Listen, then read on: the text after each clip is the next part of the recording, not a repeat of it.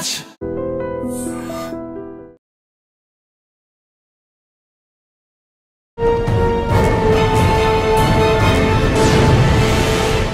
ఈ వారం మన గెస్ట్ పోలీస్ డిపార్ట్మెంట్లో సిఐడిలో ఏసీబీలో సుదీర్ఘకాలం పనిచేసి రిటైర్ అయిన పోలీస్ ఆఫీసర్. పేరు డాక్టర్ జి శ్రీనివాస్ గారు. 1991 బ్యాచ్ పోలీస్ ఆఫీసర్. ఏంటంటే నేను చెప్పిన నన్ను ఒక ఫైర్ బ్రాండ్గా ట్రీట్ చేస్తారు. కొన్ని సందర్భాల్లో కొన్ని సూట్ కావు. సార్, సిఐడిలో మీరు ఫస్ట్ తీసుకున్న మంచి టాస్క్ ఉంది. అప్పుడు ఇదన్నా అని ఒక సరెండర్ నక్సలైట్ తమ్ముడు చంపాడు కదా, ఆ ఇష్యూ ఏంది సార్. ప్రమోషన్ వచ్చాక సిఐడిలోనే మళ్ళీ మీకు బాగా గుర్తుపెట్టిన కేసు చెప్పండి, మంచి టాస్క్. ఎంఆర్ఓని కానీ ఒక ఆడియోని కానీ సంబంధించి పిలవాలంటే భయపడేవాళ్ళు. నేను నోటీసులు ఇచ్చేవాడిని, ఐఏఎస్ ఆఫీసర్ కూడా, కలెక్టర్స్ కూడా ఇచ్చేవాడిని. సార్, అప్పట్లో ఏసీఆర్ బట్టి ప్రమోషన్లు ఉంటాయి. రియల్గా నేను డిపార్ట్మెంట్లో బాధపడిన విషయం అంటే ఇది ఒక్కటి మెయిన్. ఇప్పుడు ఏసీబీ కేసు ఉంది, అరెస్ట్ అయ్యాడు, అక్విటల్ అయింది, కోర్టు జడ్జిమెంట్ చూపించి పొలిటికల్ ఇన్ఫ్లుయెన్స్ ఉందంటే ఆయన తీసుకొచ్చి ముందు కూర్చోబెడుతున్నారు. ఇప్పుడు నేను చెప్పినట్టు వీటిని కర్టైల్ చేయాలంటే ఆఫీసర్స్ చేయాలి. పొలిటీషియన్స్ వచ్చి కోర్టులో మనం ఒకసారి సిఐడిలోనే మీకు 10 సంవత్సరాల్లో మీకు బాగా గుర్తుండిపోయిన ఒక కేసు చెప్పండి. మ్యాక్సిమం నేను చేసిన కేసులు మాత్రం అన్ని సెన్సేషన్లే. అదేవిధంగా మీరు కృష్ణరాజు గారు పనిచేశారు, ఆయన అవుట్ స్టాండింగ్ ఆఫీసర్. ఆయన దగ్గర పనిచేసిన టైంలో ఒక మంచి కేసు చెప్పండి. ఒకటే మాట చెప్పాడంటే, నీ చేతిలో ఫైల్ ఉన్నంత కాలము నువ్వు ఎవరికి భయపడకు. సార్, ఇప్పుడు సిఐడిలో మంచి మంచి కేసులు వచ్చేవండి. ఒక civil matter, white collar offence కాకుండా క్రిమినల్ కేసులు కూడా. ఆ విధంగా క్రిమినల్ కేసులో మీకు బాగా గుర్తుండిపోయింది ఉందా? అరెస్ట్ చేసామని చాలా కేసులు చేశాను. దాంట్లో ముఖ్యంగా ఒకటి పాల్ రిఫైనరీ అని. మీరు చేసిన ఏసీబీ కేసుల్లో ఒక ట్రాప్ కేసు ఒకటి, డిఏ కేసు చెప్పండి. They feel that this is a prohibited area. MLA quarter అయితే మాకు ఇన్ఫర్మేషన్ వచ్చింది, కానీ ఏసీబీలో మీరు చాలా కాలం పనిచేశారు కాబట్టి ఇప్పుడున్న ఆఫీసర్లకి ఏసీబీ గురించి ఏం చెప్తారు? వీళ్ళందరూ మెయిన్ ఫోకస్ చేసేది డిఏ కేసుల మీద బాగా ఫోకస్ చేయాలి. తెలుగు రాష్ట్రాల్లోని ఏసీబీ కన్నా లోకాయుక్త కర్ణాటకలో కానీ లేదు యూపీ మధ్యప్రదేశ్ లోకాయుక్తలో ఉన్న కన్వెన్షన్ ఎక్కువ ఉంటుంది. లోకాయుక్త అంటే అక్కడ ఏముందంటే ACB works under Lokayukta, ACB vigilance works under Lokayukta. ఇక్కడ ఏముందంటే వెల్కమ్ టు క్రైమ్ డైరీస్. ఈ వారం మన గెస్ట్ పోలీస్ డిపార్ట్మెంట్లో సిఐడిలో ఏసీబీలో సుదీర్ఘకాలం పనిచేసి రిటైర్ అయిన పోలీస్ ఆఫీసర్. పేరు డాక్టర్ జి శ్రీనివాస్ గారు. 1991 బ్యాచ్ పోలీస్ ఆఫీసర్. ప్రస్తుతం మనతో ఉన్నారు. ఆయన అడిగి పోలీస్ డిపార్ట్మెంట్లో సిఐడిలో ఉన్నప్పుడు ఎలాంటి కేసులు చేశారు, అదేవిధంగా ఏసీబీలో కేసులు ఏ విధంగా ఉన్నాయి, ఏసీబీలో కన్విక్షన్ రావాలి అంటే ఏం చేయాలి, అదేవిధంగా ఏసీబీలో ప్రస్తుతం ఆఫీసర్లకి పనిచేస్తున్న ఆఫీసర్కి ఆయన ఇచ్చిన సలహా ఏంటి, ప్రభుత్వంకు ఉన్న అధికారిగా కాకుండా ప్రజలకు కూడా ఆయన ఇచ్చే సలహాలు ఏంటి అన్న విషయాలతో ఆయన చేసిన సర్వీస్లో మంచి కేసులు ఉన్నాయి. ఆ కేసులు అంటే విషయాలతో పాటు ఆయనకి 2 డాక్టరేట్లు ఉన్నాయి. ఒకటి జియాలజీలో, అదేవిధంగా లాలో కూడా ఆయన పిహెచ్డి చేశారు. డిపార్ట్మెంట్ రిటైర్ అయిన తర్వాత వేరే కార్యక్రమం పెట్టుకోకుండా ఇంకా చదువులపై పెళ్ళి ఈ విధంగా 2 డాక్టరేట్లు తేవడానికి ఉద్దేశం ఏంటి, ప్రస్తుతం ఆయన లాలో ఉన్నారు, హైకోర్టు అడ్వకేట్గా పనిచేస్తున్నారు, ఆయన చేస్తున్న వాదిస్తున్న కేసులు ఏంటో ఆయన అడిగి తెలుసుకున్నాం. సార్ నమస్తే అండి. నమస్కారం. డాక్టర్ జి శ్రీనివాస్ గారు. కానీ డిపార్ట్మెంట్లో అందరూ మీకు పూజారి శ్రీనివాస్ గారు అంటారు, ఎందుకంటే మీరు పూజ చేస్తే కానీ బయటికి రారు. సార్, డిపార్ట్మెంట్లో చాలా కాలం మీరు అంటే ఎక్కువ ఫోకల్ కన్నా నాన్ ఫోకల్ అని అంటారు, కానీ నాన్ ఫోకల్లో కూడా మీకు మార్క్ చూపించారు. ఎక్కువ సిఐడిలో పనిచేయడం, పెద్ద పెద్ద కేసులు చేశారు. అదేవిధంగా ఏసీబీలో ఈ రెండింటిలో కూడా మీకు చాలా మీ ఫుట్ ప్రింట్ ఇప్పుడు కూడా కనిపిస్తుంటాయి, అన్ని మంచి కేసులు ఉంటాయి కాబట్టి. అక్కడ ఉన్న ఆఫీసులతో మీకు అనుబంధం ఎలాగుంటుంది, సిఐడిలో కన్విక్షన్ తీసుకురావడం వెనక కానీ, ఏసీబీలో ట్రాప్ కేసులు కన్విక్షన్ వస్తుంది కానీ డిఏ కేసులు కన్విక్షన్ రాకపోవడానికి ప్రధాన కారణం ఏంటి, ఇప్పుడున్న ఆఫీసర్లకు మీరు ఇచ్చే సలహాలు ఏంటి, ఏసీబీలో కరప్షన్ల గురించి మాట్లాడే ఆఫీసర్లకు ఏం చేయొచ్చు, ప్రజలకు కూడా డబ్బులు అడిగి అవినీతికి పాల్పడ్డ అధికారుల గురించి ఏ విధంగా పట్టించాలి, ప్రజలకి సూచనలు ఏంటి, వీటితో పాటు ఇప్పుడు లా హైకోర్టు అడ్వకేట్గా చేస్తున్నారు కాబట్టి ఏ కేసులు చేస్తున్నారు, ఆ డిఫెన్స్గా చేస్తున్నారా, సివిల్ కేసులు చేస్తున్నారా, అక్కడున్న మార్క్ ఎలా చూపిస్తున్నారు, ఈ ప్రశ్నలన్నిటికీ సమాధానం చెప్పే ముందు డాక్టర్ జి శ్రీనివాస్ గారి కుటుంబ నేపథ్యం, పోలీస్ యూనిఫామ్ బై ఛాన్సా బై చాయిస్? మొదలుగా మురళి గారికి నా ధన్యవాదాలు. ఎందుకంటే నా యొక్క వ్యూస్ ప్రజలకు ఏ విధంగా షేర్ చేయాలని నాకు చాలా కాలము ఒక విధమైన కోరిక ఉండేది. దాన్ని మీ ద్వారా సొసైటీకి మంచి సిగ్నల్స్ పోవాలి అనే ఉద్దేశంతో నన్ను ఇక్కడ పిలిపించి మీరు నా యొక్క వ్యూస్, నా యొక్క సందేశాన్ని సొసైటీకి ఇచ్చే ప్రయత్నం చేస్తున్నందుకు మొదలు మీకు చాలా ధన్యవాదాలు. థ్యాంక్ యూ అండి. సార్ మీ ఫ్యామిలీ బ్యాక్గ్రౌండ్, ఫాదర్ మదర్? నాది మహబూబ్నగర్ జిల్లా, టౌన్లోనే అక్కడనే చదువుకున్నాను, అక్కడే పెరిగాను, పుట్టింది కూడా అక్కడనే. కాకపోతే మాది చాలా బీద కుటుంబం నుంచి వచ్చాను, పెద్ద ఫ్యామిలీ మాది. కష్టపడి చదువుకున్నాము. చదువుకునే పరిస్థితిలో ఆర్థికమైన ఇబ్బందులు చాలా వచ్చినాయి, కానీ సోషల్ ప్రాబ్లమ్స్ మాత్రం ఎప్పుడూ రాలేదు. పైగా మేము కొద్దిగా ఆదర్శంగా ఇది ఆర్ఎస్ఎస్ బ్యాక్గ్రౌండ్తో వచ్చాను కాబట్టి మేము చిన్న ఉన్నప్పుడే, అంటే మరీ చిన్న ఉన్నప్పుడే 3rd 4th క్లాస్లోనే షాక్ అయిపోయి ఆర్ఎస్ఎస్లో జాయిన్ అయ్యి మంచి నేర్చుకున్నాము. ఒక దేశభక్తి కానీ, ఒక సిస్టమేటిక్ ప్రిన్సిపల్గా లీడ్ చేసే ఆదర్శాలు నేర్చుకున్నాము. సో చిన్న ఉన్నప్పుడే మేము ఒక పోరాట పటిమ అనేది ఉండేది. ఇది సందర్భము కాదు కానీ ఒకటి చెప్తున్నాను, ఏంటంటే మైనర్గా ఉన్నప్పుడే, నేను చిన్న ఉన్నప్పుడే అదేదో జైల్ బరో అని చెప్పి ఒక కార్యక్రమం ఆల్ ఇండియా నుంచి పిలుపు వచ్చినప్పుడు ఒక ఆర్ఎస్ఎస్ బీజేపీ కార్యకర్తగా మేము వాలంటరీగా జైలుకి వెళ్ళాము. అది ఒక సొసైటీకి పోయింది. అయితే చాలామంది నన్ను అడిగారు, నువ్వు జైలు పోయినా కదా నీకు ఉద్యోగం ఇలా వచ్చిందని. అంటే మేము క్రైమ్ చేసిపోలేదు, వాలంటరీగా. పోలీసు వాళ్ళు నీకు ఎందుకు బాబు చిన్నపిల్లలు అంటే లేదు నేను వస్తానని చెప్పి వాళ్ళు పోలీసు వాళ్ళు మిగతా వాళ్ళని తీసుకుపోతుంటే నేను ఇంటి వెళ్ళిపోయి ఒకరోజు జైలు జీవితం గడిపి వచ్చాను. అప్పుడు ఎంత వయసు అండి? కానీ 14-15 సంవత్సరాలు ఉండొచ్చు. వచ్చిన తర్వాత అంటే ఆ విధమైన ఆదర్శంతో వాలంటరీగా పోయి వచ్చాము. ఇది తప్పు చేసిపోలేదు, దేశభక్తితో ఏదో పిలిపించారు. ఇది జైలు బోర్ అన్నప్పుడు సరే మేము కూడా వెళ్తానని వెళ్ళాను. ఆ విధంగా ఒక మంచి భావాలతో వచ్చాను కాబట్టి సరే చదువుకుంటూ డిగ్రీ వరకు అక్కడ చేశాను. పీజీ యూనివర్సిటీలో, ఉస్మానియా యూనివర్సిటీ క్యాంపస్లో చేశాను. తర్వాత లా కూడా చేశాను. ఆ విధంగా తర్వాత ఒక ఉన్నతమైన ఆదేశంతో ముందుకు పోవాలని చెప్పి లాలో పిహెచ్డి కూడా చేశాను. దట్ మెయిన్ ఎకనామిక్ అఫెన్సెస్ మీద చేశాను. తర్వాత నేను రావడానికి కారణం ఏంటండి? అదే 91లో నేను కాంపిటేటివ్ ఎగ్జామ్స్ గ్రూప్ 1 ప్రిపేర్ అవుతున్నాను. ప్రిపేర్ అవుతూ జనవరిలో అనుకుంటాను ఎగ్జామ్స్ రాశాను. గ్రూప్ 1 ప్రిలిమ్స్ రాశాము. రాసిన వెంటనే ఫిబ్రవరిలో నాకు అనుకుంటాను ఎస్ఐ రిక్రూట్మెంట్ పడింది. అయితే ఎలాగో ఉన్నాం కదా అనే ఉద్యమంతో ఆ ఎగ్జామ్ రాసినప్పుడు సక్సెస్. దేవుడు అప్పుడు మా అంతా అదృష్టం అనుకోండి, విజయరామారావు గారు చాలా హానెస్ట్ ఆఫీసర్. ఆయన రిక్రూట్మెంట్ బోర్డ్ చైర్మన్ ఉండేవారు, పోలీసు రిక్రూట్మెంట్ బోర్డ్ చైర్మన్. ఆయన ఉన్నందుకు తొందరగా అది రిక్రూట్మెంట్ అయింది.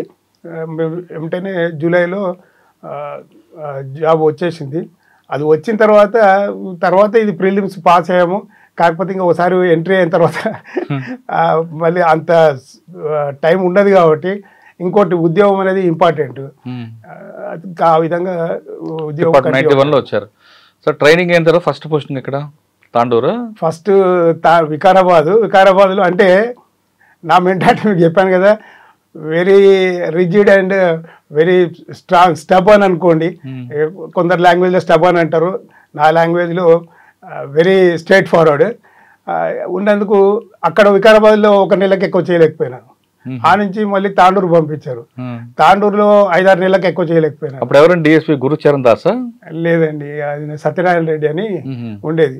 అయితే ఎక్కడ నేను ఓపెన్గా చెప్తున్నాను, ఎక్కడ నేను నాతో అంటే మా డిపార్ట్మెంట్ హైయర్ అథారిటీస్ ఎవరికి వాళ్ళకు నాకు ఎప్పుడు కోఆర్డినేషన్, ముఖ్యంగా లా అండ్ ఆర్డర్ మాత్రం సరిపోలేదు ఎక్కడ.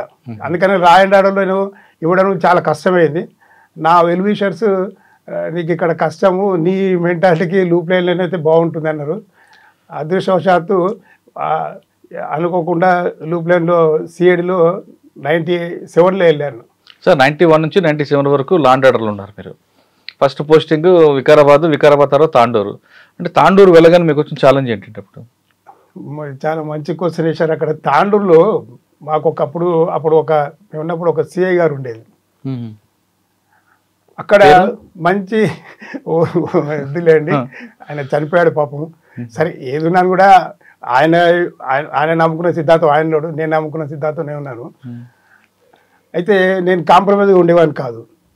ఆయన మాకు చెప్పాడు ట్రైనింగ్లో, అప్పుడు ప్రొఫెషనల్గా ఉన్నాము, మీరు పెట్టి కేసులు వేయాలి, ట్రాఫిక్ వైలేషన్స్ ఏమైనా ఉంటే వేయాలి అని మాకు అప్పుడు ఎస్ఐకి అథారిటీ డైరెక్ట్గా ట్రాఫిక్ వైలేషన్ కేసెస్ బుక్ చేయడానికి లేదు.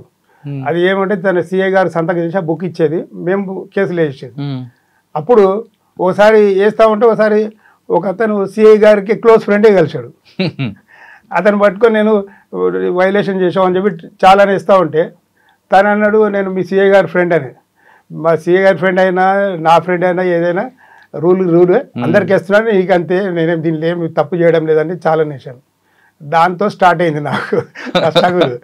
సిఐ గారు వెంటనే నన్ను పిలిచి నీకు పెద్ద చిన్న గౌరవం లేదు ఏమని ఆ బుక్ లాగేసుకొని ఇప్పటి నుంచి మీరేం లేదు, మీరు ప్రొఫెషనల్స్ కాబట్టి మీరే రైటింగ్తో కోర్టుకు పంపించేసండి, బుక్ చేసి కేసు రిపోర్ట్ చేసి ఏది డ్రాఫ్టింగ్ చేసి మీరే కోర్టుకు పంపించేసండి డైరెక్ట్గా.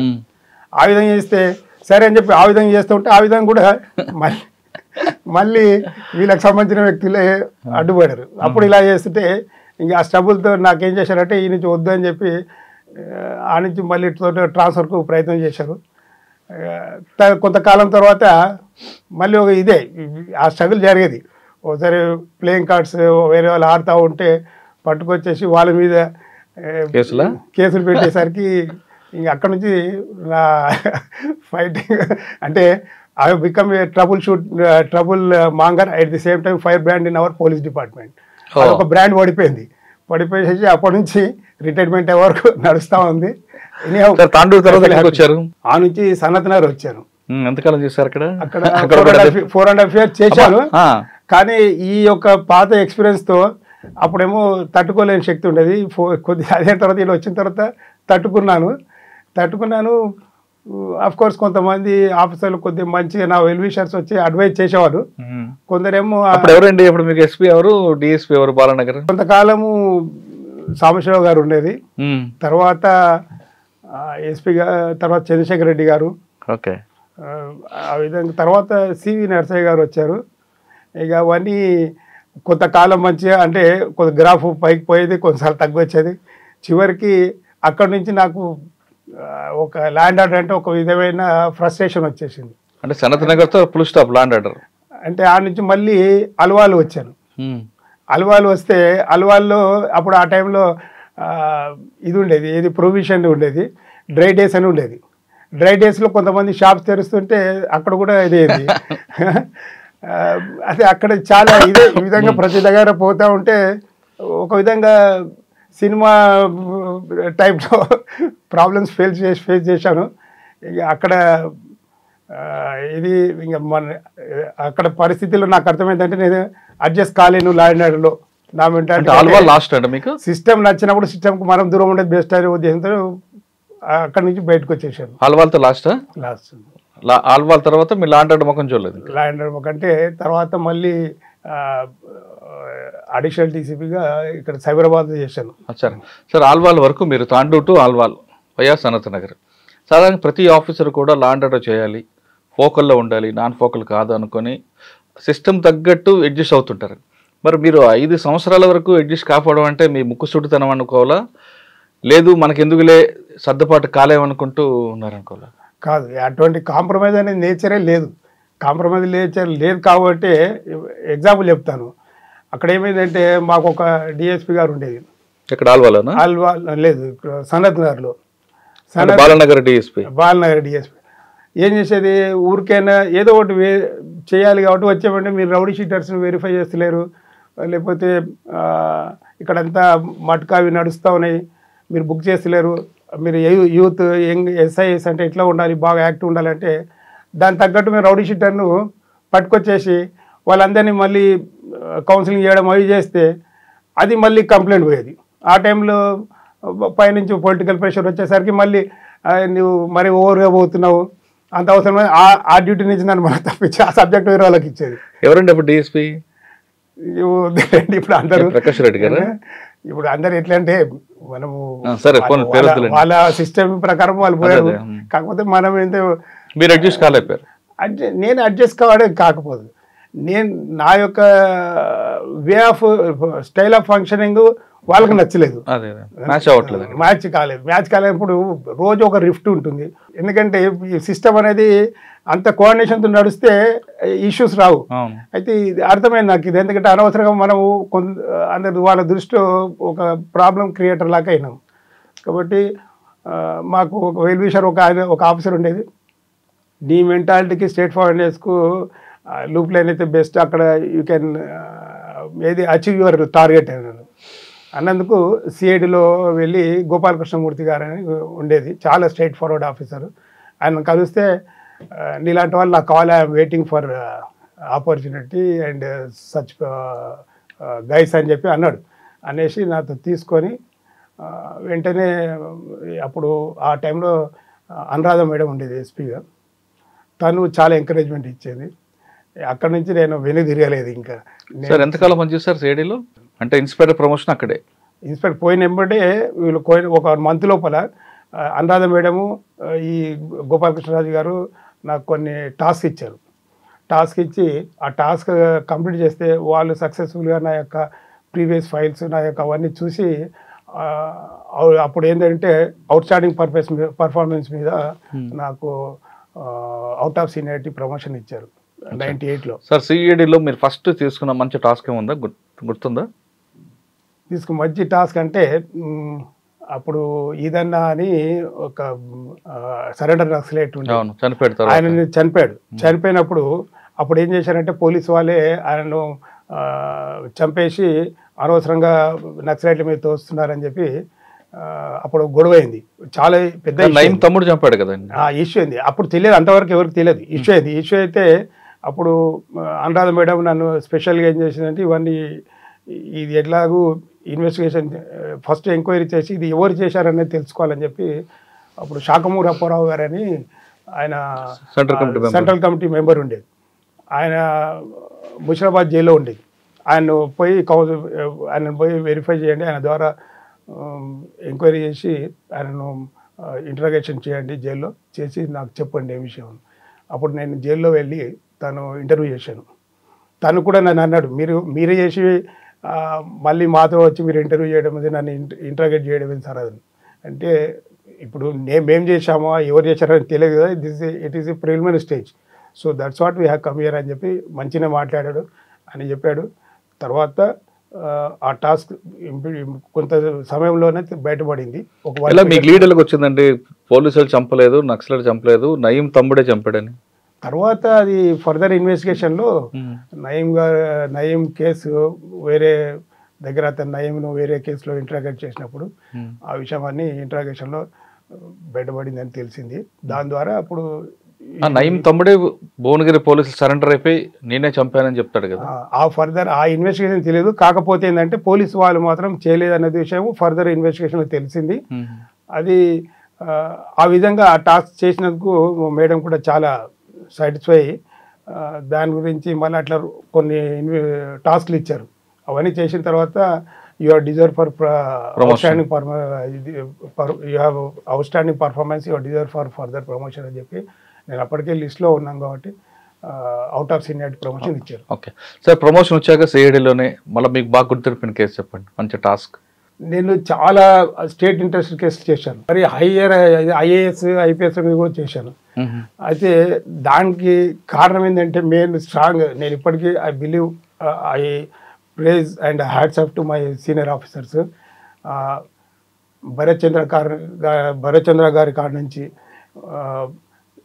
ఎవరు మన గిరీష్ కుమార్ గారు కానీ, రతన్ గారు కానీ, కృష్ణరాజు గారు కానీ, ప్లస్ పివి నాయుడు గారు కానీ, వీళ్ళందరూ వివి నాయుడు, వీళ్ళందరూ ఆఫీసర్లు, భూపతి బాబు గారు అవుట్ రైట్ సపోర్ట్ చేసేవాళ్ళు. ఈవెన్ సాంబశివరావు గారు కూడా ఉండేది. అయితే నేను చేసే కేసులు ఆ టైంలో ఈవెన్ ఒక మామూలుగా ఇప్పుడు నాకు తెలిసి ఒక ఎంఆర్ఓని కానీ ఒక ఆర్డీఓని కానీ సంబంధించి పిలవాలంటే భయపడేవాళ్ళు. నేను నోటీసులు ఇచ్చేవాడిని, ఐఏఎస్ ఆఫీసర్ కూడా, కలెక్టర్స్ కూడా ఇచ్చేవాడిని. అయితే అవి రీజనబుల్ ఉండేది. Even my own police officers ఏది spouses they're in IAS cadre పిలిస్తే కూడా కొన్నిసార్లు లిఫ్ట్ వచ్చింది. వాళ్ళు వచ్చి గొడవ చేశారు, ఎట్లా ఇస్తారు ఏంటంటే అంటే మా ఆఫీసర్ సపోర్ట్ చేశారు. Is investigating officer, he has every right to call anybody. ఆ విధంగా అటువంటి సంఘటన ఒకటి చెప్పండి. ఒకటి పేర్లు చెప్పకండి. ఒక ఒక ఆదరణ మిస్అప్రపరేషన్ అయినప్పుడు జరిగింది. అప్పుడు దాని మీద ఇన్వెస్టిగేషన్ జరిగింది బాగా. దాంట్లో సీనియర్ ఐఏఎస్లు చాలామంది ఉండేది. ఆ టైంలో కొంతమంది ఐఏఎస్ ఆఫీసర్ని నోటీస్ ఇచ్చి పిలిచారు. వాళ్ళందరూ పోయి చీఫ్ సెక్రటరీ గారికి కలిశారు. How dare this fellow to call me అని చెప్తే వాళ్ళు మా అప్పుడున్న చీఫ్ సెక్రటరీ గారు మా డీజీ గారికి చేశారు. అడిషనల్ డీజీ గారికి బాసిత్ గారు ఉండేది. చేస్తే ఆయన వీళ్ళందరూ కలెక్టర్స్ సరే నేను I will talk to my inspector, let them come అన్నాడు. వచ్చారు. వచ్చిన తర్వాత వాళ్ళు నన్ను కలవకుండా సపరేట్గా ఆయన దగ్గరికి పోయారు. పోతే ఆయన he did not give them interview. So who call you? Inspector being investigating officer he has call you. కాబట్టి you go and meet him, what is wrong? Investigation గురించి పిలిచారు, కలవండి అని. కలిసేసారు, ఇన్వెస్టిగేషన్ కోఆపరేట్ చేసినాము. అప్పుడు ఆ విధంగా ఒక ఏమంటారు ఒక షీల్డ్ లాగా ఉండే ఆఫీసర్లు బాగా సపోర్ట్ చేసేవాళ్ళు. ఎందుకంటే నిజాయితీగా పనిచేసినప్పుడు వాళ్ళు కూడా నిజాయితీగా పనిచేసేవారు. కాబట్టి అది చాలా సాటిస్ఫాక్షన్ ఇచ్చింది. అదేవిధంగా కొన్నిసార్లు నా ఓన్ బాసెస్ కూడా కొన్ని విషయాల్లో ఇన్వెస్టిగేషన్ ఇంటర్ఫియర్ అయ్యి ఈ వీరు పలానా వాళ్ళకి అరెస్ట్ చేయకండి, లేకపోతే వాళ్ళకి ఏదో ఛాన్స్ ఇవ్వండి అంటే I did not listen them. ఉంది, కాకపోతే వాళ్ళు కూడా ఏం చేయలేరు. వాళ్ళు ఏమన్నారంటే సరే okay, you are not listening your boss, okay if time comes you will also show our అన్నారు. కానీ దేవుడి దేవుళ్ళ నాకు ఎప్పుడు ఏది కాలేదు. వాళ్ళు కూడా ఏం చేయలేదు, ఏదో మాట వరుసకు అన్నారు కానీ ఏం చేయలేదు. ఈగో అవుతుంది కదా ఎవరైనా సరే. నేను కూడా నా సబార్డినేట్ చెప్పిన మాట వినపోతే అంటాను. కాకపోతే మనం చేసింది ఏంది, ఇదే ఆఫీసర్ నాకు ఒకసారి చెప్పాను, నీ బాస్ కానీ ఎవరు కానీ తప్పు నువ్వు చెప్తే నువ్వు తప్పు చేయకు. ఏదైనా సరే మంచి అయినా చెడైనా తప్పు ఎటువంటి పర్సెంట్ చేయకు. విత్ ఇన్ లిమిట్స్ ఏమైనా ఉంటే చెయ్యి, నీ పర్వీలో ఉండేది లీగల్గా ఏమైనా ఉంటే చేయన్నారు. అదే విధంగా చెప్పాను, సార్ లీగల్గా ఏమైనా ఉంటే నేను చేస్తాను, అంతేగాని illegally I can't say anything, I can't do anything అంటే వాళ్ళు కూడా ఆ టైంలో ఉన్నారు. తర్వాత వాళ్ళు కూడా రియలైజ్ అయ్యి ఒకసారి నా ఆఫీసర్ అన్నాడు, ఏసీఆర్ రాసే ముందు నన్ను పిలిచి నీ ఏసీఆర్ ఏం రాయలేను, మీ ఇష్టం సార్ నేను ఎలా ఉంటే రాయండి అన్నాడు. పర్సనల్గా ఆలోచిస్తేనేమో ఒకసారి ఆలోచిస్తే నీ మీద చాలా కోపం వచ్చి నీ ఏసీఆర్ అంతా డ్యామేజ్ చేయాలనిపిస్తుంది. కానీ నిన్ను బతికించేది, నిన్ను ముందుకు జరిపించేది, మనను మా చేయి కూడా ఏమి యాంటీగా పోకుండా చేయడానికి కారణం ఏదంటే ఈ యొక్క హానెస్టీ, సిన్సియారిటీ. కానీ మిగతా విషయాలు మాత్రం you are so stubborn, but we can't do anything, so I'm writing you outstanding అని చెప్పారు. సార్ అప్పట్లో ఏసీఆర్ బట్టి ప్రమోషన్లు ఉండేవి, ఇప్పుడు ఏసీఆర్తో పని ఉంది ఉంటుందా ప్రమోషన్లకి? మీరు చాలా మంచి క్వశ్చన్ వేశారు. దీంట్లో నేను చాలా రియల్గా నేను డిపార్ట్మెంట్లో బాధపడిన విషయం అంటే ఇది ఒక్కటి మెయిన్. యాన్యువల్ కాన్ఫిడెన్షియల్ రిపోర్ట్ అనేది ఆఫీసర్ యొక్క ప్రోగ్రెస్ రిపోర్ట్ కదండి, దాన్ని చూసే ఆఫీసర్ ప్రమోషన్ ఇచ్చేవారు. చాలా బాధపడ్డాను. అంటే నా సర్వీస్ మొత్తంలో మోస్ట్ డిస్సాటిస్ఫాక్షన్ ఒక ఈవెంట్ అంటే ఇదే. ఏంటంటే ఫర్ ఎగ్జాంపుల్ ఇప్పుడు ఏసీబీ విషయంలో కూడా వచ్చింది కాబట్టి చెప్తున్నాను. ఒకప్పుడు నేను కొత్తలో డిపార్ట్మెంట్లో ఉన్నప్పుడు ఎవరికైనా ఒక ఛార్జ్ మెమో వస్తుందంటే ఎంతో భయపడేవాళ్ళు, వాళ్ళకి ప్రమోషన్ ఆగేది. ఇప్పుడు ఛార్జ్ మెమోలు కాదు కదా, ఈవెన్ ఏసీబీ కేసులో కన్విక్షన్ వచ్చినా సరే మళ్ళీ వాళ్ళు హయ్యర్ కోర్టుకు పోయి ఏదో కొంతకాలం తర్వాత అక్యూటల్ అవుతుంది. ఈవెన్ నేను రీసెర్చ్ చేసినా కూడా నాకు తెలిసిందంటే నా యొక్క ఎక్స్పీరియన్స్లో రీసెర్చ్ అప్పుడు వయోవర్స్ ఉంటుంది, తర్వాత ప్రజెంటేషన్ ఉంటుంది. ఫైనల్గా ప్రజెంటేషన్లో నన్ను అడిగారు, ఏంటి నీ ఒక దాంట్లో థీసిస్లో ఎక్కడ ఒక కేసులా రాయలేదు ఏంది అని. అంటే కేసులా ఉంటే కదా కన్విక్షన్, వైట్ కాలర్ ఆఫీసెస్లో ఏది కూడా సుప్రీంకోర్టు వరకు పోయి అయింది ఎక్కడ లేదు. తర్వాత ఒకటేదో ఉంది, హర్షద్ మెహతా కేసు ఉంది. హర్షద్ మెహతా కేసు కూడా అది కూడా పార్ట్లీ ప్రూవ్డ్, మిగతా అయితే తర్వాత ఆయన చనిపోయాడు. అప్పుడు ఈ జయలలిత కేసులో లేదు, తర్వాత జయలలిత కేసులో అవి వచ్చాయి, కానీ అప్పటి వరకు ఏమీ లేవు. అంటే అన్నీ ఒక స్టేజ్ వరకు లోవర్ కోర్టు అంటే స్పెషల్ కోర్టులో ఒకసారి ప్రూవ్ అయింది అనుకోండి, మ్యాక్సిమం ఇక్కడ అయినంత హైకోర్టు పోతే నాకు తెలిసి 90%, 99% పోతున్నాయి. అదే టెక్నికల్ వేరియస్ రీజన్స్, అంటే ఇన్వెస్టిగేషన్లో ఏదో టెక్నికల్ డిఫెక్ట్స్ ఉంటుంది, దానివల్ల పోతుంది. దాని తర్వాత సుప్రీంకోర్టు పోతుంది. సుప్రీంకోర్టు పోయినా కూడా very rarest of the rare కేసులు అక్కడ అపెండ్ అవుతుంది, మిగతా అని అక్కడ కూడా పోతుంది. అంటే అక్కడ కూడా అప్పటికే ఆ యొక్క అక్యూజ్ ఆఫీసర్ చనిపోవడం జరుగుతుంది మ్యాక్సిమం. మీరు సుప్రీంకోర్టు వరకు వెళ్ళారు, అక్కడ కాకుండా కింద కోర్టు హైకోర్టు వచ్చేసరికి డిపార్ట్మెంట్ ఎంక్వైరీగా మార్పించుకొని ఆ ఫైల్ క్లోజ్ చేసుకున్న ఆఫీసర్ కూడా ఉన్నారు. అది ఫైల్ క్లోజ్ నేను చెప్తున్నాను. అదే విషయం ఏంటంటే, విచిత్రమైన సంఘటనలు ఏంటంటే, ఒకప్పుడు ఈ కన్విక్షన్ అయినా లేకపోతే కన్విక్షన్ కాకున్నా తర్వాత అక్యూటల్ అయినా సరే ఏమవుతుందంటే, ఇప్పుడు సపోజ్ ఒక ఆఫీసర్ ఉంటాడు, ఒక సీనియర్ ఆఫీసర్ ఒక క్యాడర్లో ఉంటాడు. ఆ క్యాడర్లో ఉన్నప్పుడు అప్పుడు ఏసీబీ కేసు అవుతుంది. ఏసీబీ కేసు అయిన వెంటనే ఏమైతే డిపిసి అది ప్రొసీడింగ్స్ నడుస్తూ ఉంటుంది. తర్వాత డిపిసి వస్తుంది. డిపిసిలో వస్తే ఈయన పేరు అప్పుడు డిపిసిలో రిఫ్లెక్ట్ కాకపోతే అప్పుడు చూపించేది కాదు ఆయనకు, నెక్స్ట్ ప్రమోషన్ కాదు, ఆయన తర్వాత ఉన్న వాళ్ళకు ప్రమోషన్ వచ్చేది. ఈ వుడ్ హ్యావ్ బికమ్ ఏది జూనియర్ టు దెమ్, ఆ విధంగా జరగకుండా వచ్చేది. స్టెప్ ఎప్పుడైతే ఆయనకు అక్కడి నుంచి రిలీఫ్ వస్తుందో తర్వాత ఆయనకు అన్ని పెట్టుకొని అప్పుడు ప్రమోషన్ వచ్చి ముందుకు పోయేది. కానీ ఎంత ప్రమోషన్ వచ్చినా వీళ్ళకన్నా కిందనే ఉండేవాడు. కానీ ఇప్పుడు ఏమైందంటే కొన్ని ఏమంటారు కోర్టు జడ్జిమెంట్స్ని తీసుకొచ్చి వీళ్ళు ఏం చేస్తుండ్రు, అప్పటి నుంచి ఉన్న సీనియారిటీ అంతా క్లెయిమ్ చేసుకొని మళ్ళీ వీళ్ళకన్నా ముందు పోతున్నారు. ఎగ్జాంపుల్ చెప్తాను, నా యొక్క ఎక్స్పీరియన్స్ చెప్తున్నాను. నేను ఎవరి మీద అయితే ఒక వ్యక్తి మీద ఛార్జ్షీట్ చేసి ట్రాప్ కేసు ఛార్జ్షీట్ చేసి వేసిన తర్వాత with some technical reasons he has got acquitted. ఆయన నాకన్నా ముందు ప్రమోషన్ వచ్చి ఓ రోజు ఎక్కడా కలిస్తే నమస్తే సార్ అన్నాడు. ఏంటి అంటే, సార్ నేను సో అండ్ సో అయినాను అండ్ నేను గాట్ సర్ప్రైజ్డ్. అంటే అది వచ్చింది ఏంటంటే ప్రాబ్లము, దీనికి తగ్గట్టు ఆఫీసర్స్ కానీ ప్రభుత్వాలు కానీ ఏంటంటే కోర్టు జడ్జిమెంట్ ఉండొచ్చు, దాన్ని మళ్ళీ అటువంటి దాన్ని మళ్ళీ కౌంటర్ చేస్తూ అంటే ప్రాపర్ ప్రజెంటేషన్ ఇస్తూ దాన్ని ఫైట్ చేసి ఇటువంటి వాడిని రానియకుండా, అంటే ఐ మీన్ డిపిసిలో వాళ్ళను జూనియర్గా అప్పుడు అబయన్స్లో పెట్టి తర్వాత వచ్చిన డిపిసిలో సెలెక్ట్ అయినా సరే ఆయనకు ఆ సీనియారిటీ రాకుండా చూడాలి. అది చేయకుండా చేసేసరికి రాంగ్ సిగ్నల్ పోతుంది. మిగతా ప్రభుత్వ ఉద్యోగాలు ఏమవుతుందంటే, అంటే తప్పు చేసినా సరే మనం ఏదో ఒక రోజు మళ్ళీ క్లీన్ చిట్ తోటి బయటకు వస్తాము, మళ్ళీ again will become senior to them అనేది వచ్చేసరికి ఇప్పుడు కరప్షన్ చేయాలంటే కూడా అంత భయపడతలేరు. ఇప్పుడు పట్టుబడినప్పుడు చూద్దాంలే, అయినప్పుడు చూద్దాంలే అన్నట్టు ఉంది. దాంతో చాలామంది ప్రభుత్వ ఉద్యోగాల్లో టెంపరీగా అది ఉంది, కానీ పర్మనెంట్గా మాత్రం ఎవరికి ఫియర్ లేదు.